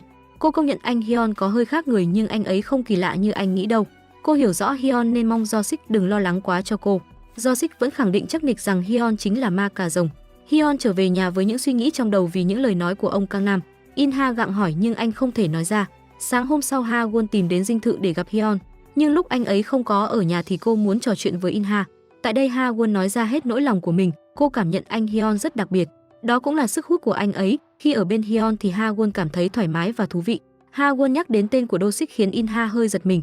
Cô ấy cảm nhận được Do-sik rất quan tâm đến In Ha, với In Ha cô chỉ xem Do-sik như ân nhân của mình. Anh đã giúp đỡ cô rất nhiều kể cả nhà khách này nữa nhưng nói đến mối quan hệ tình cảm thì không có. Bên kia Hyun đã về đến nhà, anh đã nghe hết những gì mà In Ha nói về Do-sik. Khi thấy Hyun về Ha-won liền đứng dậy chào hỏi, cô muốn được anh chở mình đi hóng gió trên chiếc xe mà cô tặng. Ngay sau đó Hyun chở Ha-won đi dạo phố, cô cảm nhận anh hôm nay có điều gì đó rất khác ngày thường. Anh cho rằng bản thân không sao cả, cố tỏ ra là mình ổn như sâu bên trong nước mắt là biển rộng. Anh biết In Ha không có tình cảm gì với Do-sik, điều này khiến anh không thể trở thành con người thật thụ. Anh không thể uống máu In Ha khi cô ấy chưa trong trạng thái yêu đương. Cả hai sau đó đi dạo trong khu vườn hoa. Tại đây cô nói ra hết những tình cảm dành cho anh, cô cảm nhận được điều đó từ ngày đầu tiên gặp anh. Ha-won muốn được chính thức hẹn hò để tìm hiểu Hyun nhiều hơn. Anh hỏi Ha-won rằng bản thân có thể ôm cô một cái được không, cô liền gật đầu đồng ý. Hyun ôm lấy cô trong cảm xúc, anh nói với Ha-won rằng hãy chờ tôi thêm một chút nữa thôi. Tôi còn một chuyện cần được giải quyết, sau khi xong việc tôi nhất định sẽ giữ lời hứa. Nhưng Ha-won thật sự chẳng hiểu được những gì mà anh đang nói. Ha-won trở về với những suy nghĩ trong đầu, cô tò mò không biết Ha-won đang muốn giải quyết chuyện gì nhỉ. Cô liền bảo Man-hee đi tìm hiểu giúp mình về việc đó. Tối hôm đó trong lúc đi tuần tra, cả hai gặp một cặp đôi đang thân mật với nhau. Trong khi In Ha cảm thấy ngượng ngùng thì Hyun lại tỏ ra thích thú. Cô thấy anh cứ nhìn chằm chằm như thế nên liền kéo anh đi ngay. Hyun thắc mắc sao cô lại không muốn yêu đương một cách loạn nhịp như vậy nhỉ. In Ha tự nhận rằng bản thân tôi lúc nào cũng nghĩ đến tiền, thân cô thế cô như tôi nếu như không có nó thì làm sao mà sống trên đời này được. Đó cũng là lý do mà tôi không có thời gian để tính đến chuyện yêu đương. Cô liền chỉ về hướng cái cây đang khô héo, khả năng tôi yêu ai đó cũng giống như cái cây này vậy, chỉ khi nào nó có thể đơm hoa, nhưng làm gì có cái cây nào khô héo nào lại đơm hoa cơ chứ. Sáng hôm đó đột nhiên Do-sik cảm thấy đau đớn trong người, anh liền ngất xỉu ngay tại chỗ. Anh thư ký thấy vậy nên liền đưa Do-sik vào bệnh viện. Điều kỳ lạ là bác sĩ không phát hiện ra bệnh tình, nhưng đối với Do-sik thì tình trạng này với anh là chuyện xảy ra thường xuyên. Sau đó anh nhờ thư ký lấy cho mình một quyển sổ rất cũ kỹ được giấu trong kết sắt. Đây là bí kíp để chữa trị căn bệnh mà anh mắc phải, nó đã được tổ tiên nhà anh để lại qua nhiều đời. Trong đó có nhắc đến việc phải tìm một kẻ đứng trên ranh giới giữa người và ma cà rồng. Hãy moi tim chúng ra và uống lấy máu, có như thế mới chữa trị được căn bệnh và trường sinh bất tử. Do-sik liền nghĩ ngay đến Hyun, đó có thể là mấu chốt để anh giải quyết được căn bệnh nan giải này. Bên kia In Ha thấy cái cây khô héo mà cô nói đến đã được thắp rất nhiều bóng đèn. Hyun muốn cho cô thấy cây khô héo cũng có thể đơm hoa, cô cũng có thể yêu và được yêu.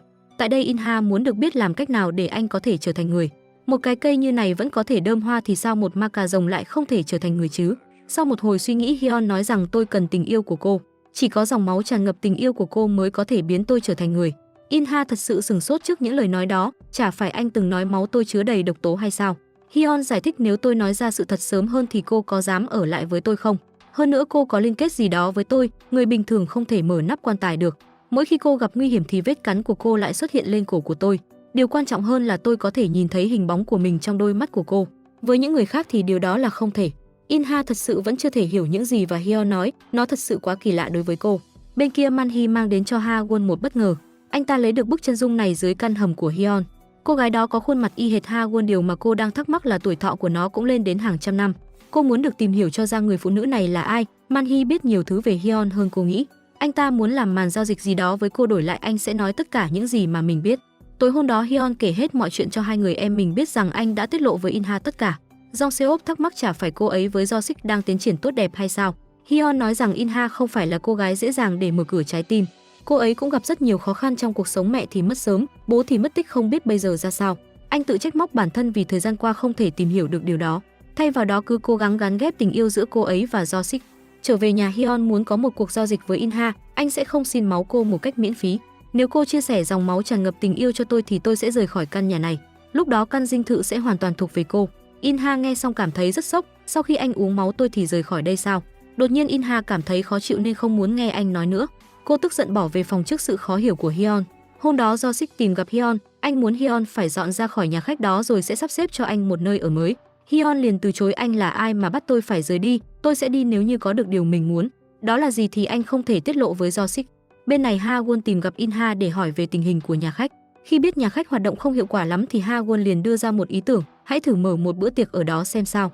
Chúng ta sẽ mời những vị khách xa lạ, ở đó họ sẽ mặc những trang phục hoài cổ, như vậy sẽ nhận được phản ứng tốt từ mạng xã hội. Inha liền gật đầu đồng ý về ý tưởng này. Còn Ha-won muốn tổ chức nó với mục đích công khai tình cảm của mình với Hyun. Tối hôm đó buổi tiệc đã chuẩn bị xong, những người em thân thiết của Hyun cũng có mặt để phụ giúp đón khách. Hyun nói lời cảm ơn Ha-won vì nhờ cô mới có buổi tiệc này. Josik cũng có mặt và anh cảm nhận ở trong này vẫn có một số con ma cà rồng. Mọi người sau đó hòa mình vào bữa tiệc âm nhạc, họ biến nơi này chẳng khác gì quán bar. Trên kia Hyun cảm thấy rất tuyệt vời, không khí vui tươi trong quá khứ lại ùa về trong anh. Hyun đắm đuối ngắm nhìn Inha, anh có cảm giác gì đó rất lạ mà không thể nào rời mắt khỏi cô ấy. Sau đó anh một mình ra sau vườn hóng gió, đúng lúc đó Inha cũng có mặt. Tại đây cô nói ra hết nỗi lòng của mình, từ khi gặp anh ở dinh thự này thì tôi cảm thấy cuộc sống của mình thú vị hơn. Tôi thích dinh thự này và kể cả việc anh có trong đó.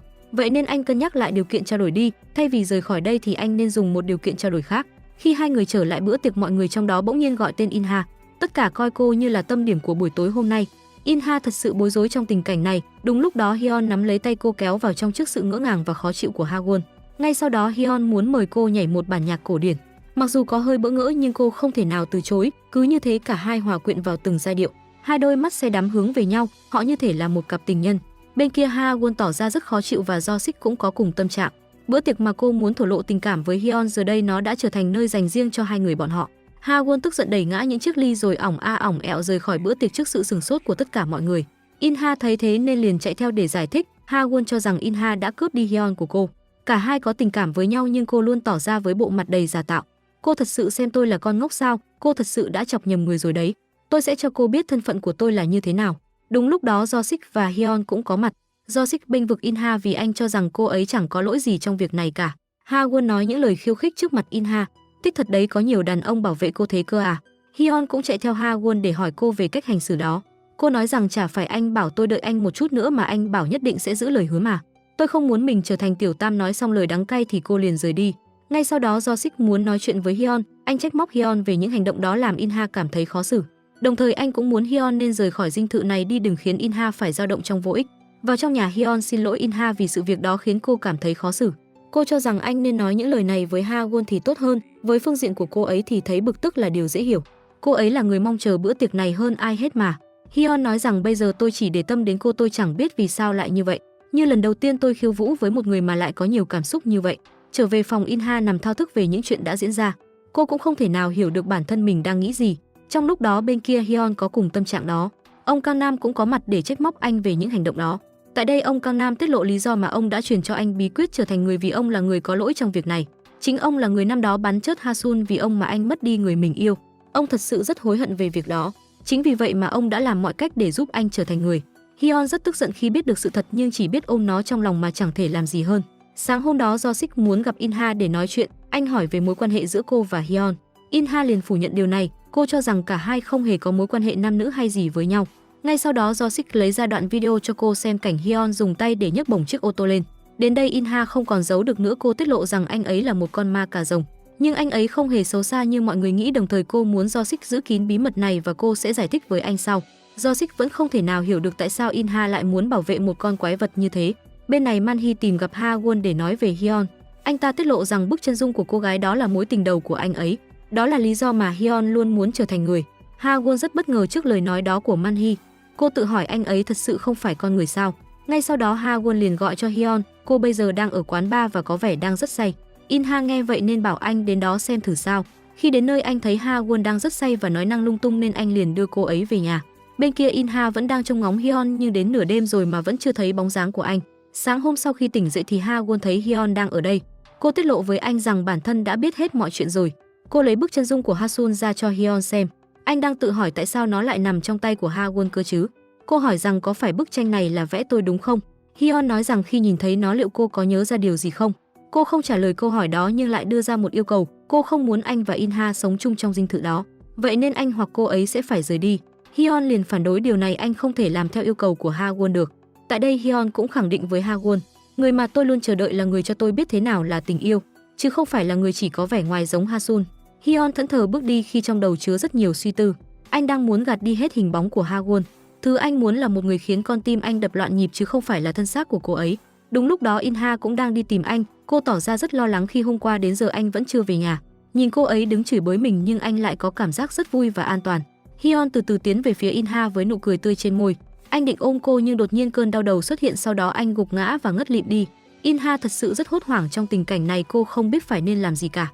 Gọi xe cứu thương thì càng không thể. Thật đúng lúc Jong Seop và Sang Ha đi ngang qua, ngay lập tức cả ba đưa Hyun về nhà an toàn. Jong Seop cho anh uống một túi máu, có vẻ như điều này khiến sắc mặt Hyun tươi tắn hơn. Bọn họ cũng không biết anh ấy gặp vấn đề gì nữa. Bên kia Man-hee tìm gặp Jo-sik, anh ta biết Jo-sik đang muốn tìm một kẻ đứng giữa ranh giới ma cà rồng và con người. Vậy nên Man-hee muốn hợp tác để giúp Jo-sik tìm người đó. Suốt đêm hôm đó In-ha luôn ở bên cạnh Hyun, cô tự nói một mình để an ủi cho anh rằng mọi chuyện sẽ không sao cả. Sáng hôm sau khi Hyun tỉnh dậy thì In-ha vẫn còn nằm bên cạnh anh. Cô vui mừng khi thấy anh đã tỉnh táo trở lại. In-ha nói ra hết những gì mà mình lo sợ, cô sợ nếu như Hyun gặp mệnh hệ gì cô sợ sẽ không thể gặp lại anh nữa. Nó cũng giống như trường hợp của bố mẹ cô vậy. Cô không muốn anh đi đâu cả, muốn anh ở bên cạnh mình thật lâu. Đây là lần đầu tiên tôi có cảm xúc với một người con trai, có vẻ như tôi đã thích anh Hyun mất rồi. Nghe đến đây anh liền hôn lấy môi cô, họ trao nhau những nụ hôn nồng cháy, thứ tình cảm mà anh cũng cảm nhận được. Trái tim của Hyun dường như đã đập loạn nhịp. Anh hứa sẽ không đi đâu cả và luôn ở bên cạnh In-ha. Hyun ngồi kể lại tất cả mọi việc từ ngày hôm qua. Dáng vẻ của Ha-won mà anh thấy lúc đó thật sự khác biệt với Ha-sun.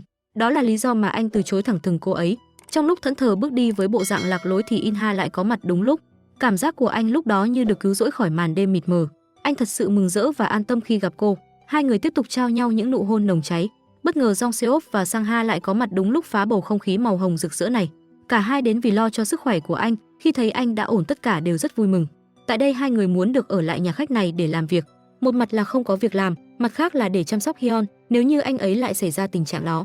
Sau một hồi suy nghĩ trong đắn đo vì cũng lo cho sức khỏe của Hyun nên In-ha đồng ý cho hai người ở lại. Bên kia Ha-won tìm gặp Jo-sik, cô đến đây để hỏi về thân phận thật sự của Hyun. Jo-sik cảm thấy Ha-won đã biết một số chuyện rồi nên anh đành tiết lộ với cô mọi việc. Thân phận của Hyun là một con ma cà rồng. Nghe đến đây cô rất sửng sốt. Cô sắp xếp lại mọi sự việc đã xảy ra và nhường như đó đúng là sự thật. Hôm đó anh hàng xóm đem con trai sang gửi nhờ In-ha chăm sóc một lát vì có câu chuyện đột xuất.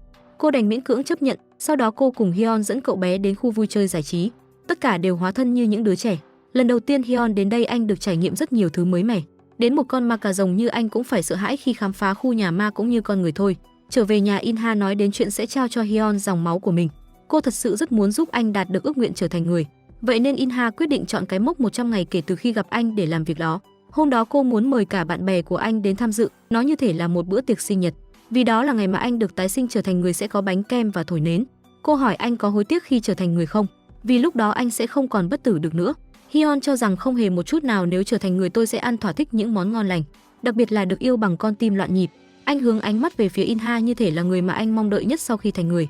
Bên này Man-hee vừa bắt được một con mồi, anh ta đem người đó xuống bên dưới một căn hầm bí mật. Ở đó còn có rất nhiều người vô tội khác, những con mồi này được anh ta dự trữ để hút máu dần. Dường như người bố mất tích của In-ha cũng bị bắt nhốt ở trong lồng sắt này. Hôm đó Ha-won tìm đến dinh thự, cô đến đây vì muốn nói chuyện với In-ha. Tại đây Ha-won nói rằng bản thân chính là người con gái mà Hyun chờ đợi, vậy nên cô muốn In-ha phải rời xa anh ấy. In-ha liền kiên quyết phản đối điều đó. Mặc cho thân phận của anh Hyun là gì, hay cô có phải là Ha-sun hay không thì tôi vẫn muốn làm theo trái tim mình mách bảo. Ha-won thật sự điên tiết lên khi nghe được những lời nói đó. Hyun bây giờ không còn oán trách ông Kang Nam nữa vì dù sao mọi chuyện cũng đã lỡ rồi. Hyun tiết lộ rằng có vẻ như tôi sắp đạt được ý muốn của mình rồi, cô In-ha đang yêu và cô ấy sẽ cảm thấy vui về điều đó. Ông Kang Nam cảm thấy hoảng hốt khi nghe anh nói nếu cậu muốn trở thành người thì phải hy sinh cô ta mà, sao cậu lại nói vậy? Bên dưới Man-hee đã nghe ngóng hết tất cả mọi chuyện. Anh ta cảm nhận người mà Jo-sik đang tìm chính là Hyun, thế nên Man-hee liền báo ngay chuyện này với Jo-sik. Hyun thẫn thờ bước đi khi nghe những lời mà ông Kang Nam nói. Nếu muốn trở thành người thì anh phải muốn máu In-ha cho đến khi cô ấy chết. Đó là số mệnh của người mở nắp quan tài, giữa anh và In-ha chỉ có duy nhất một người được sống sót. Bên kia nhà khách, người yêu cũ của cô gái này tìm đến để gây rối. Anh ta bắt ép cô gái phải quay về nhà để nói chuyện. In-ha thấy vậy nên liền ra tay ngăn cản nhưng cô bị anh ta đẩy ngã ra. Bên này Jo-sik cũng đang tìm Hyun để nói chuyện. Đúng lúc đó vết cắn của Inha lại xuất hiện trên cổ của Hyun. Cảm nhận được cô ấy đang gặp nguy hiểm nên anh liền chạy nhanh vào nhà. Hyun đẩy văng người đàn ông đó ra khi anh ta cố làm hại Inha. Hyun nhìn thấy vết máu trên người của Inha, bỗng nhiên cơn thèm khát trong người anh lại hiện ra. Hyun cúi mình xuống định hút máu cô ấy thì Do-sik lại có mặt, anh liền ngăn cản Hyun lại. Hyun sau khi lấy lại bình tĩnh vẫn chưa thể hiểu mình vừa làm gì thế nữa. Còn Do-sik thì trao cho anh ánh mắt hình viên đạn. Ngay sau đó Do-sik đưa Inha vào bệnh viện, nằm trong đó Inha vẫn nhắc đến tên Hyun trong cơn mê. Sau những chuyện vừa diễn ra, Hyun ngồi một mình và tự trách bản thân. Trong tình cảnh đó anh không thể làm chủ được mình, anh đứng giữa ranh giới bảo vệ Inha, mặt khác là hút máu cô ấy để tự cứu lấy bản thân để có được tình yêu loạn nhịp. Trong khoảnh khắc này anh tự dặn lòng là sẽ không bao giờ làm hại đến cô ấy nữa. Có vẻ như anh đã chấp nhận số phận chết chóc của mình. Bên trong bệnh viện thì Inha đã tỉnh dậy, cô bất ngờ khi bên cạnh là Do-sik mà không phải là người cô mong đợi. Inha bây giờ không thể nào nhớ được chuyện gì vừa xảy ra. Cô nhắc tên Hyun khiến Do-sik cảm thấy rất khó chịu. Anh giải thích cho cô biết rằng Hyun đã tính hút máu em đấy, nhưng Inha lại không tin vào chuyện đó. Cô một mực khẳng định anh ấy sẽ không làm như vậy đâu. Inha cho rằng chỉ là Do-sik đang nhầm lẫn thôi, nhưng anh liền phủ nhận vì chính mắt anh đã nhìn thấy. Khuya hôm đó Hyun gọi điện cho Inha nhưng Do-sik lại là người bắt máy. Tại đây Do-sik cũng khuyên anh đừng làm phiền đến cô ấy nữa. Hyun muốn biết địa chỉ bệnh viện mà Inha nằm ở đâu, nhưng Do-sik chắc chắn là không thể nào tiết lộ. Sáng hôm sau khi trong người đã khỏe lại, Inha muốn được xuất viện về nhà nhưng Do-sik liền ngăn cản. Với sự cứng đầu và bất chấp của cô thì anh không ngừng ngại nói ra hết sự thật. Anh cho rằng Hyun đang lừa dối tình cảm với em, thứ anh ta cần là máu của em để trở thành người. Anh ấy sẽ hút máu em đến chết mới có thể làm người. Inha bỏ ngoài tai những lời nói đó bởi vì cô là người hiểu anh ấy hơn ai cả. Và cô sẽ không bao giờ có ý định rời khỏi ngôi nhà đó. Cô cũng nói lời cảm ơn Do-sik khi anh luôn quan tâm lo lắng đến mình. Cô cảm thấy an toàn hơn khi ở bên Hyun, không phải anh ấy cần cô mà cô chính là người cần anh ấy hơn. Bên kia Ha-won tìm gặp Hyun, cô đến đây để trả lại bức chân dung Ha-sun cho anh. Tại đây cô nói ra hết nỗi lòng của mình kể từ khi gặp anh, cuộc sống của cô dường như đã đảo lộn. Ha-won cho rằng chính mình là người trong bức tranh nhưng tại sao anh lại hướng về một người khác? Cô không hiểu bản thân với cô Ha-sun trong tranh khác nhau về điểm gì. Cô phải làm sao để có thể giống với cô ấy và có được tình cảm của anh? Hyun cũng nói rõ thời gian qua anh chỉ đang cố tìm kiếm hình bóng Ha-sun. Thông qua cô thôi, anh xin lỗi vì tất cả mọi chuyện, nhưng với cô thì anh thật sự không hề có được cảm xúc. Inha bỏ ngoài tai những lời nói của Do-sik để trở về nhà nơi có người làm cho cô thật sự rung động con tim. Đúng lúc đó Inha bắt gặp Hyun đang trông ngóng mình. Trong đầu anh bây giờ là muốn được ra đi để bảo vệ Inha, nhưng với cô thì ngược lại, cô muốn được bên cạnh anh thật lâu. Inha liền chạy đến ôm chặt lấy anh, cô muốn anh đừng suy nghĩ gì cả mà hay đứng như thế này đi. Hai con người có cùng cảm xúc nhưng lại khác nhau về suy nghĩ để bảo vệ nhau. Tối hôm đó Man Hee tìm gặp Do-sik, hắn ta đến đây để muốn hợp tác với anh khi cả hai bây giờ đã chung một thuyền. Do-sik sẽ trả cho Man Hee rất nhiều tiền nếu như hắn ta bắt sống được Hyun, nhưng lý do là gì thì Do-sik lại không muốn nói ra. Hôm đó Ha-won có cuộc hẹn với Inha để nói về nhà khách. Cô ta muốn rút lại vốn đầu tư, lý do là Inha đã vi phạm hợp đồng. Khi biết rõ thân phận ma cà rồng của Hyun nhưng vẫn cố lừa cô, Inha liền phản đối khi anh ấy không làm hại đến ai cả. Nhưng điều đó cũng không thể nào thay đổi được ý định của Ha-won. Ngoài rút vốn đầu tư, cô ta còn đòi thêm tiền bồi thường hợp đồng nữa. Nếu không trả đủ thì buộc lòng phải giao cho cô ta nguyên cả nhà khách này. Mặc dù không biết lấy tiền đâu ra để trả, nhưng Inha vẫn kiên quyết giữ nhà khách lại bằng bất cứ giá nào. Dạo gần đây ông Kang Nam đang lo lắng cho tình hình của Hyun. Ông tiết lộ với Jong Seop và Sang Ha rằng Hyun sắp chuẩn bị rời xa hai người, điều này khiến cả hai vô cùng sửng sốt. Đúng là như vậy, thời gian càng trôi qua cơ thể của Hyun càng yếu dần. Hai anh em liền tìm đến Hyun để hỏi chuyện, họ trách móc anh khi thời gian qua anh đã giấu đi chuyện này. Hyun bây giờ đang chấp nhận số phận của mình, anh sẽ từ từ chết đi chứ không hề có ý định hút máu Inha để sống. Jong Seop nghe xong mà tức giận rời đi. Còn Sang Ha dù không biết phải nên làm gì nhưng anh vẫn kiên quyết không thể để mất Hyun. Tối hôm đó có người gọi đến cho Hyun để báo tin về người bố của Inha. Người đàn ông bên kia biết ông ấy bây giờ đang ở đâu. Nhận được tin, Hyun liền chạy đến đó theo lời chỉ dẫn. Đến nơi anh cảm nhận có mùi máu tươi nên đi tìm kiếm xung quanh. Anh bước xuống bên dưới một căn hầm tăm tối. Hyun hốt hoảng khi bên trong đang giam cầm rất nhiều người vô tội. Đúng lúc đó một cánh cửa sắt được kéo xuống để nhốt Hyun lại. Người đó không ai khác chính là ma cà rồng Man Hee. Hắn ta cười khoái chí khi kẻ thù không đội trời chung bây giờ lại thê thảm như vậy. Man Hee nói rằng việc bắt giữ anh là vì có người muốn máu của một kẻ nửa người nửa ma cà rồng. Ngay sau đó hắn liền gọi cho Do-sik để báo tin vui.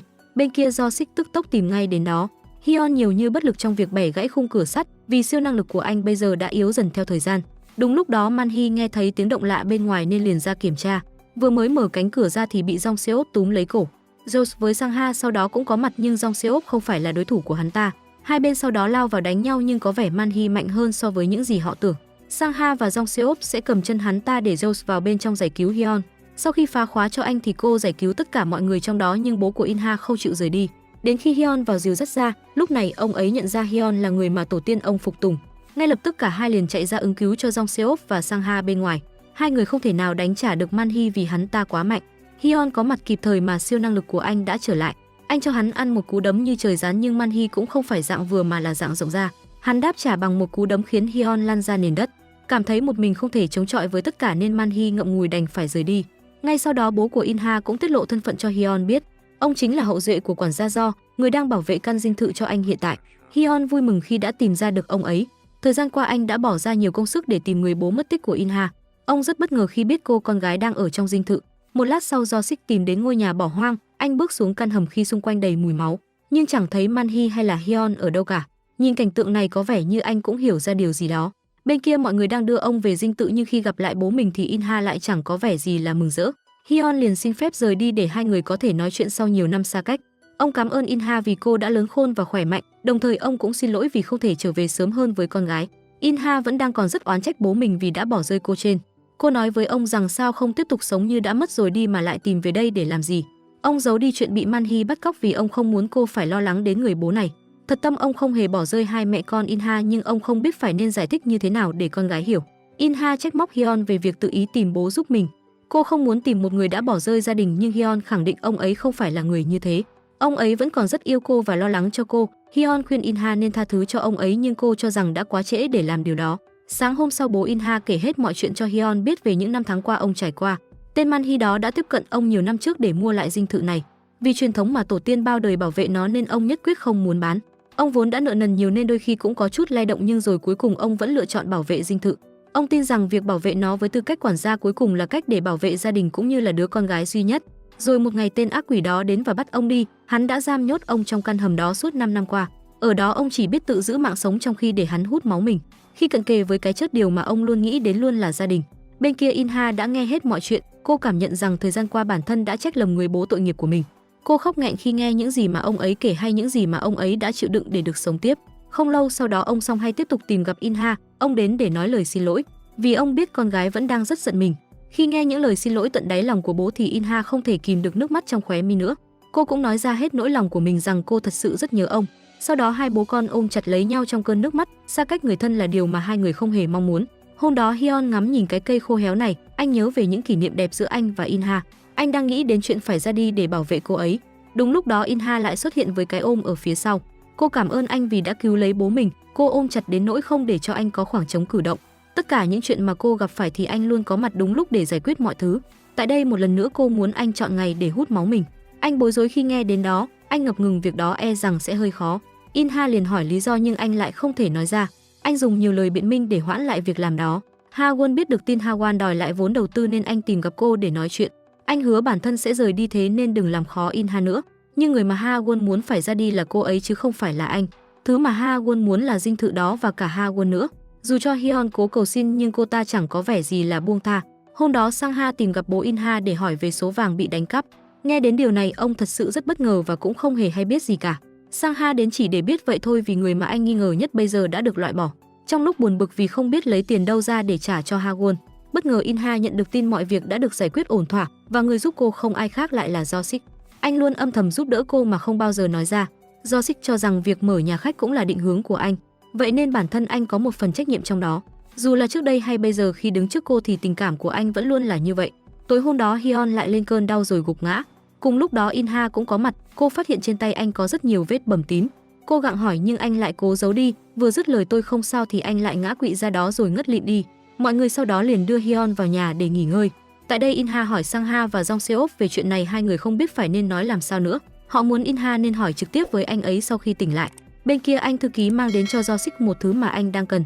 Bên trong là một con dao bằng gỗ sơn trà, thứ có thể chế ngự được ma cà rồng. Sáng hôm sau In-ha vào căn hầm để kiểm tra sức khỏe của Hyun. Bất ngờ khi bên trong lại không thấy bóng dáng của anh ấy.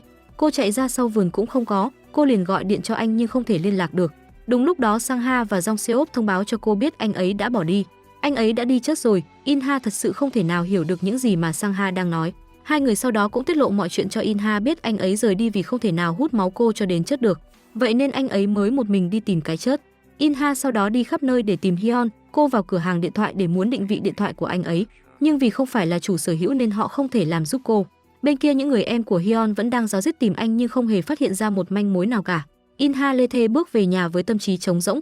Cô tiết lộ chuyện Hyun rời khỏi nhà cho bố biết, cô không biết bây giờ phải sống như thế nào. Nếu như không có anh ấy, cô tự trách bản thân vì đã khiến anh ấy không thể trở thành người. Inha muốn được tìm Hyun bằng bất cứ giá nào. Cô không muốn để anh phải chết một cách như vậy. Hyun đang ở một nơi mà không ai có thể tìm ra được.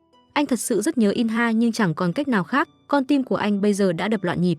Điều mà anh mong ước đã thành nhưng nó đang đập trong sự đau khổ của nhớ nhung. Tối hôm đó Manhee gọi điện cho Jo-sik để báo tin, hắn ta đang đến dinh thự để xiên Hyun giúp anh. Jo-sik chưa kịp giải thích rằng Hyun đã rời khỏi đó thì Manhee đã vội tắt máy. Trong lúc đi đổ rác thì ông Jong hay nhìn thấy Manhee. Ông cảm thấy sợ hãi nên liền chạy vào nhà tìm chỗ trốn, cùng lúc đó Inha cũng vừa về tới nhà. Cô không hề biết hắn là một con ác quỷ mà chỉ nghĩ là khách đến thuê phòng. Manhee hỏi về Hyun thì biết được anh ấy không có trong dinh thự. Thế nên hắn đã bắt Inha đến một khu bỏ hoang để tra khảo cô. Mặc cho Inha nói rằng bản thân bây giờ cũng không hề biết anh ấy ở đâu, nhưng Manhee cũng không có vẻ gì là tin những lời nói đó. Bên kia vết thương trên cổ lại xuất hiện. Hyun liền nhận ra Inha đang gặp nguy hiểm. Bên này Manhee dùng siêu năng lực để đưa Inha lên không trung. Trong khoảnh khắc cái chớp cận kề thì Hyun xuất hiện đúng lúc. Cả hai sau đó lao vào giao chiến với nhau. Nhưng dường như sức mạnh của Hyun bây giờ là không thể nào đọ được với Manhee. Khi nhìn thấy hắn ta cố làm hại đến Inha thì năng lượng trong anh được tăng lên nhiều lần. Manhee cũng không thể nào hiểu được tại sao Hyun lại mạnh đến thế, đó là sức mạnh tình yêu đó. Cảm thấy không thể đánh trả nên hắn ta liền bỏ chạy lấy người. Ngay sau đó Hyun ôm lấy Inha rồi nói lời xin lỗi. Bên kia Jo-sik nhìn thấy cảnh tượng đó của hai người, anh lặng lẽ rời đi mà không nói một lời. Trở về dinh thự, Inha nói ra hết tâm trạng của mình khi anh rời đi. Lúc đó cô thật sự rất sợ, cô sợ sẽ không còn gặp anh được nữa. Inha biết lý do mà anh rời đi cũng chỉ vì cô. Anh tính đến một nơi chẳng ai hay để chớt một mình. Hyun cho rằng bản thân giờ chớt đi cũng không cảm thấy hối tiếc vì anh sống đủ lâu rồi. Đặc biệt hơn từ khi gặp cô thì anh đã quá hạnh phúc rồi, nhưng Inha lại cho rằng như thế là quá ích kỷ. Cô không muốn anh bỏ rơi mình để rồi cô phải nhung nhớ một người suốt phần đời còn lại giống như anh. Tại đây Hyun hứa sẽ không bao giờ rời xa cô nữa. Sau lời nói đó nụ cười lại xuất hiện trên môi của Inha. Bên kia Jo-sik ngồi tâm sự với anh thư ký. Anh tiết lộ hết mọi chuyện về ma cà rồng cho anh thư ký biết rằng Hyun là một con ma cà rồng và anh ta sắp phải chết. Anh ta chết nếu như không hút cạn máu của Inha. Có vẻ đây là lúc để tôi kết thúc chuyện này. Câu nói bóng gió đó khiến anh thư ký không thể nào hiểu được. Tối hôm đó Jo-sik hẹn gặp Hyun ở một nhà kho bỏ hoang. Jo-sik trách móc anh về những chuyện đã qua. Từ khi anh xuất hiện khiến cuộc sống của Inha bị đảo lộn. Cô ấy cũng nhiều lần suýt chết vì anh. Jo-sik không muốn Hyun phải làm khổ cô ấy thêm một lần nào nữa. Với một con ma cà rồng thì anh có thể làm được gì cho cô ấy? Trước câu hỏi khó đó thì Hyun không thể trả lời. Anh thừa nhận bản thân không giúp được gì cho Inha. Ngay lập tức Jo-sik liền rút ra con dao làm bằng gỗ sơn trà để đưa cho Hyun. Jo-sik muốn anh tự tay kết liễu đời mình. Hyun thật sự sửng sốt trước những hành động này. Bây giờ anh vẫn chưa muốn chết vì lời đã hứa trước đó với Inha. Hyun lạnh lùng quay lưng trước đi. Jo-sik liền rút con dao ra với ý định kết thúc cuộc đời của Hyun. Đúng lúc đó Inha từ đâu lại xuất hiện. Jo-sik nhanh chóng giấu đi con dao trong người để không làm cô lo lắng.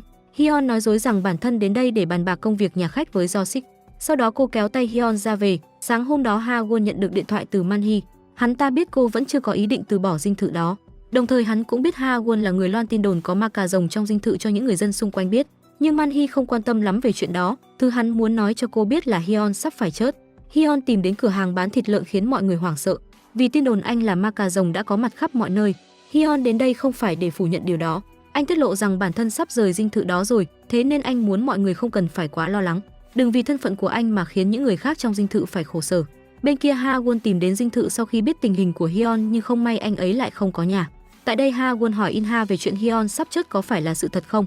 Inha không hề phủ nhận mà chỉ im lặng. Ha-won tức giận cho rằng tất cả mọi việc là do một mình Inha gây ra, nhưng Inha liền phản đối điều đó. Cô nói rằng chính Ha-won là người khiến anh Hyun phải khổ sở, vì cô đang cố làm mọi cách để chiếm đoạt dinh thự này, thứ duy nhất anh ấy đang có. Ha-won bước ra ngoài thì gặp mặt Hyun. Cô biết được anh phải uống máu Inha mới có thể sống được. Cô khuyên anh hãy tiếp tục sống bằng mọi giá, hãy uống máu Inha để trở thành người. Hyun chỉ biết mỉm cười về những lời nói đó, vì điều đó sẽ không bao giờ xảy ra. Ngay sau đó Jo-sik và Ha-won hẹn gặp nhau. Cả hai nổ ra một cuộc tranh cãi nảy lửa, người thì muốn bảo vệ Inha, người còn lại thì muốn bảo vệ Hyun. Ha-won vẫn chưa có ý định từ bỏ anh ấy. Cô sẽ chiếm đoạt tình cảm của Hyun bằng bất cứ giá nào. Đúng lúc đó Manhee bất ngờ cũng có mặt, hắn ta đến đây để đòi tiền Ha-won vì những thông tin mà hắn đã cung cấp. Tại đây Manhee cũng tiết lộ cho Ha-won biết rằng Jo-sik đang muốn lấy máu Hyun. Điều này khiến cô không khỏi bất ngờ. Manhee tỏ ra tức giận khi cả hai bây giờ đều trở mặt với hắn. Hắn đổ lỗi lên đầu cả hai khi đã làm mọi chuyện rối tung lên. Thân phận ma cà rồng của hắn cũng được phơi bày. Hắn bắt lấy cổ Ha-won với hai chiếc nanh sắc nhọn khiến cô vô cùng sợ hãi. Ngay lập tức Jo-sik liền đâm hắn ta bằng con dao gỗ sơn trà. Nhát đâm chí mạng khiến hắn gục ngã rồi cơ thể từ từ tan biến trong không khí. Trước khi Hyun chết, anh để lại mọi thứ trong căn hầm cho hai người em anh. Anh nói lời cảm ơn cả hai khi ở trong hoàn cảnh nào họ cũng không bỏ rơi anh. Sang Ha và Jong Seop nhận món quà trên tay nhưng vẻ mặt chẳng có gì là vui cả. Khi họ sắp mất đi người anh thân thương, đúng lúc đó Hyun nhận điện thoại từ Ha-won. Tại đây cô cho anh biết rằng bản thân chuẩn bị sang Mỹ sinh sống. Cô đã chấp nhận từ bỏ mọi thứ, từ bỏ níu kéo người không thuộc về mình. Đồng thời cô cũng tiết lộ Jo-sik đang muốn lấy máu anh để thoát khỏi số phận đoản mệnh.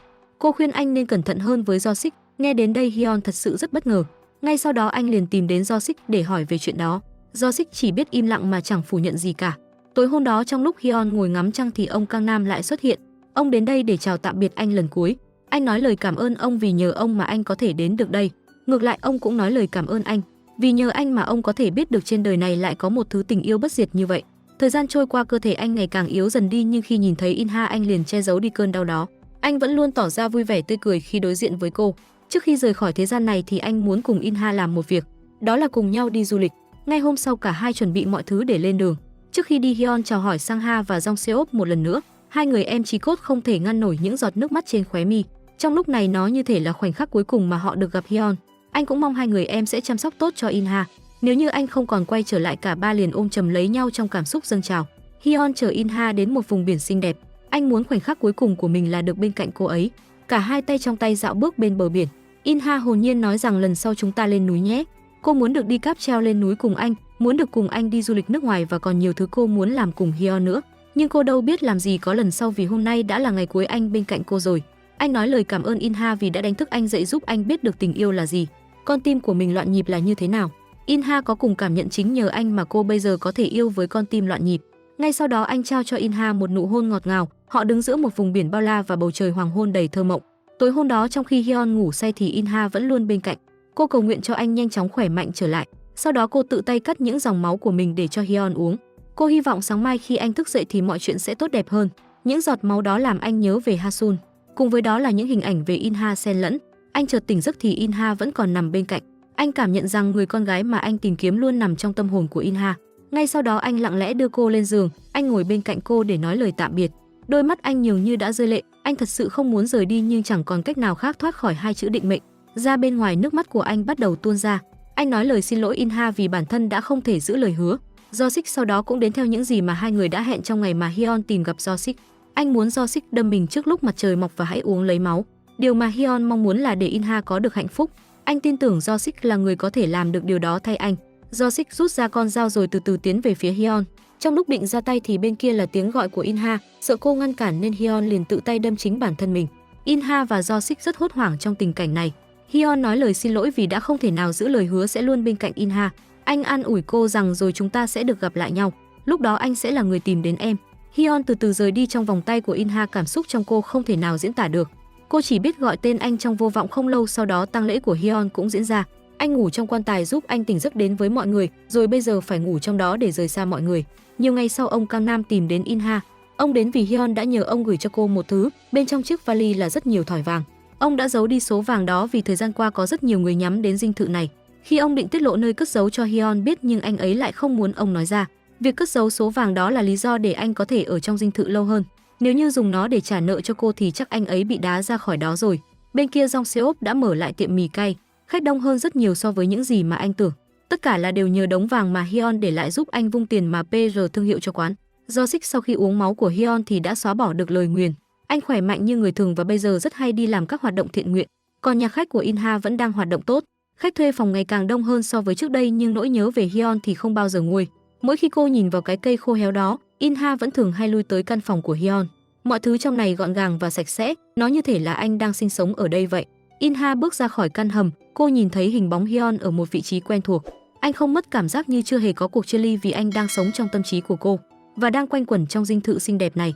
Mỗi người sẽ chết hai lần trong đời, một là khi tim ngừng đập và hai là khi không còn ai nhớ đến. Được rồi, bộ phim đến đây là kết thúc. Các bạn bỏ ra 3 giây đăng ký kênh để ủng hộ chúng mình nha.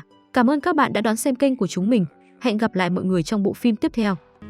Ok, phần review phim của ngày hôm nay đến đây là hết rồi. Xin chào tạm biệt và hẹn gặp lại các bạn ở những tập tiếp theo.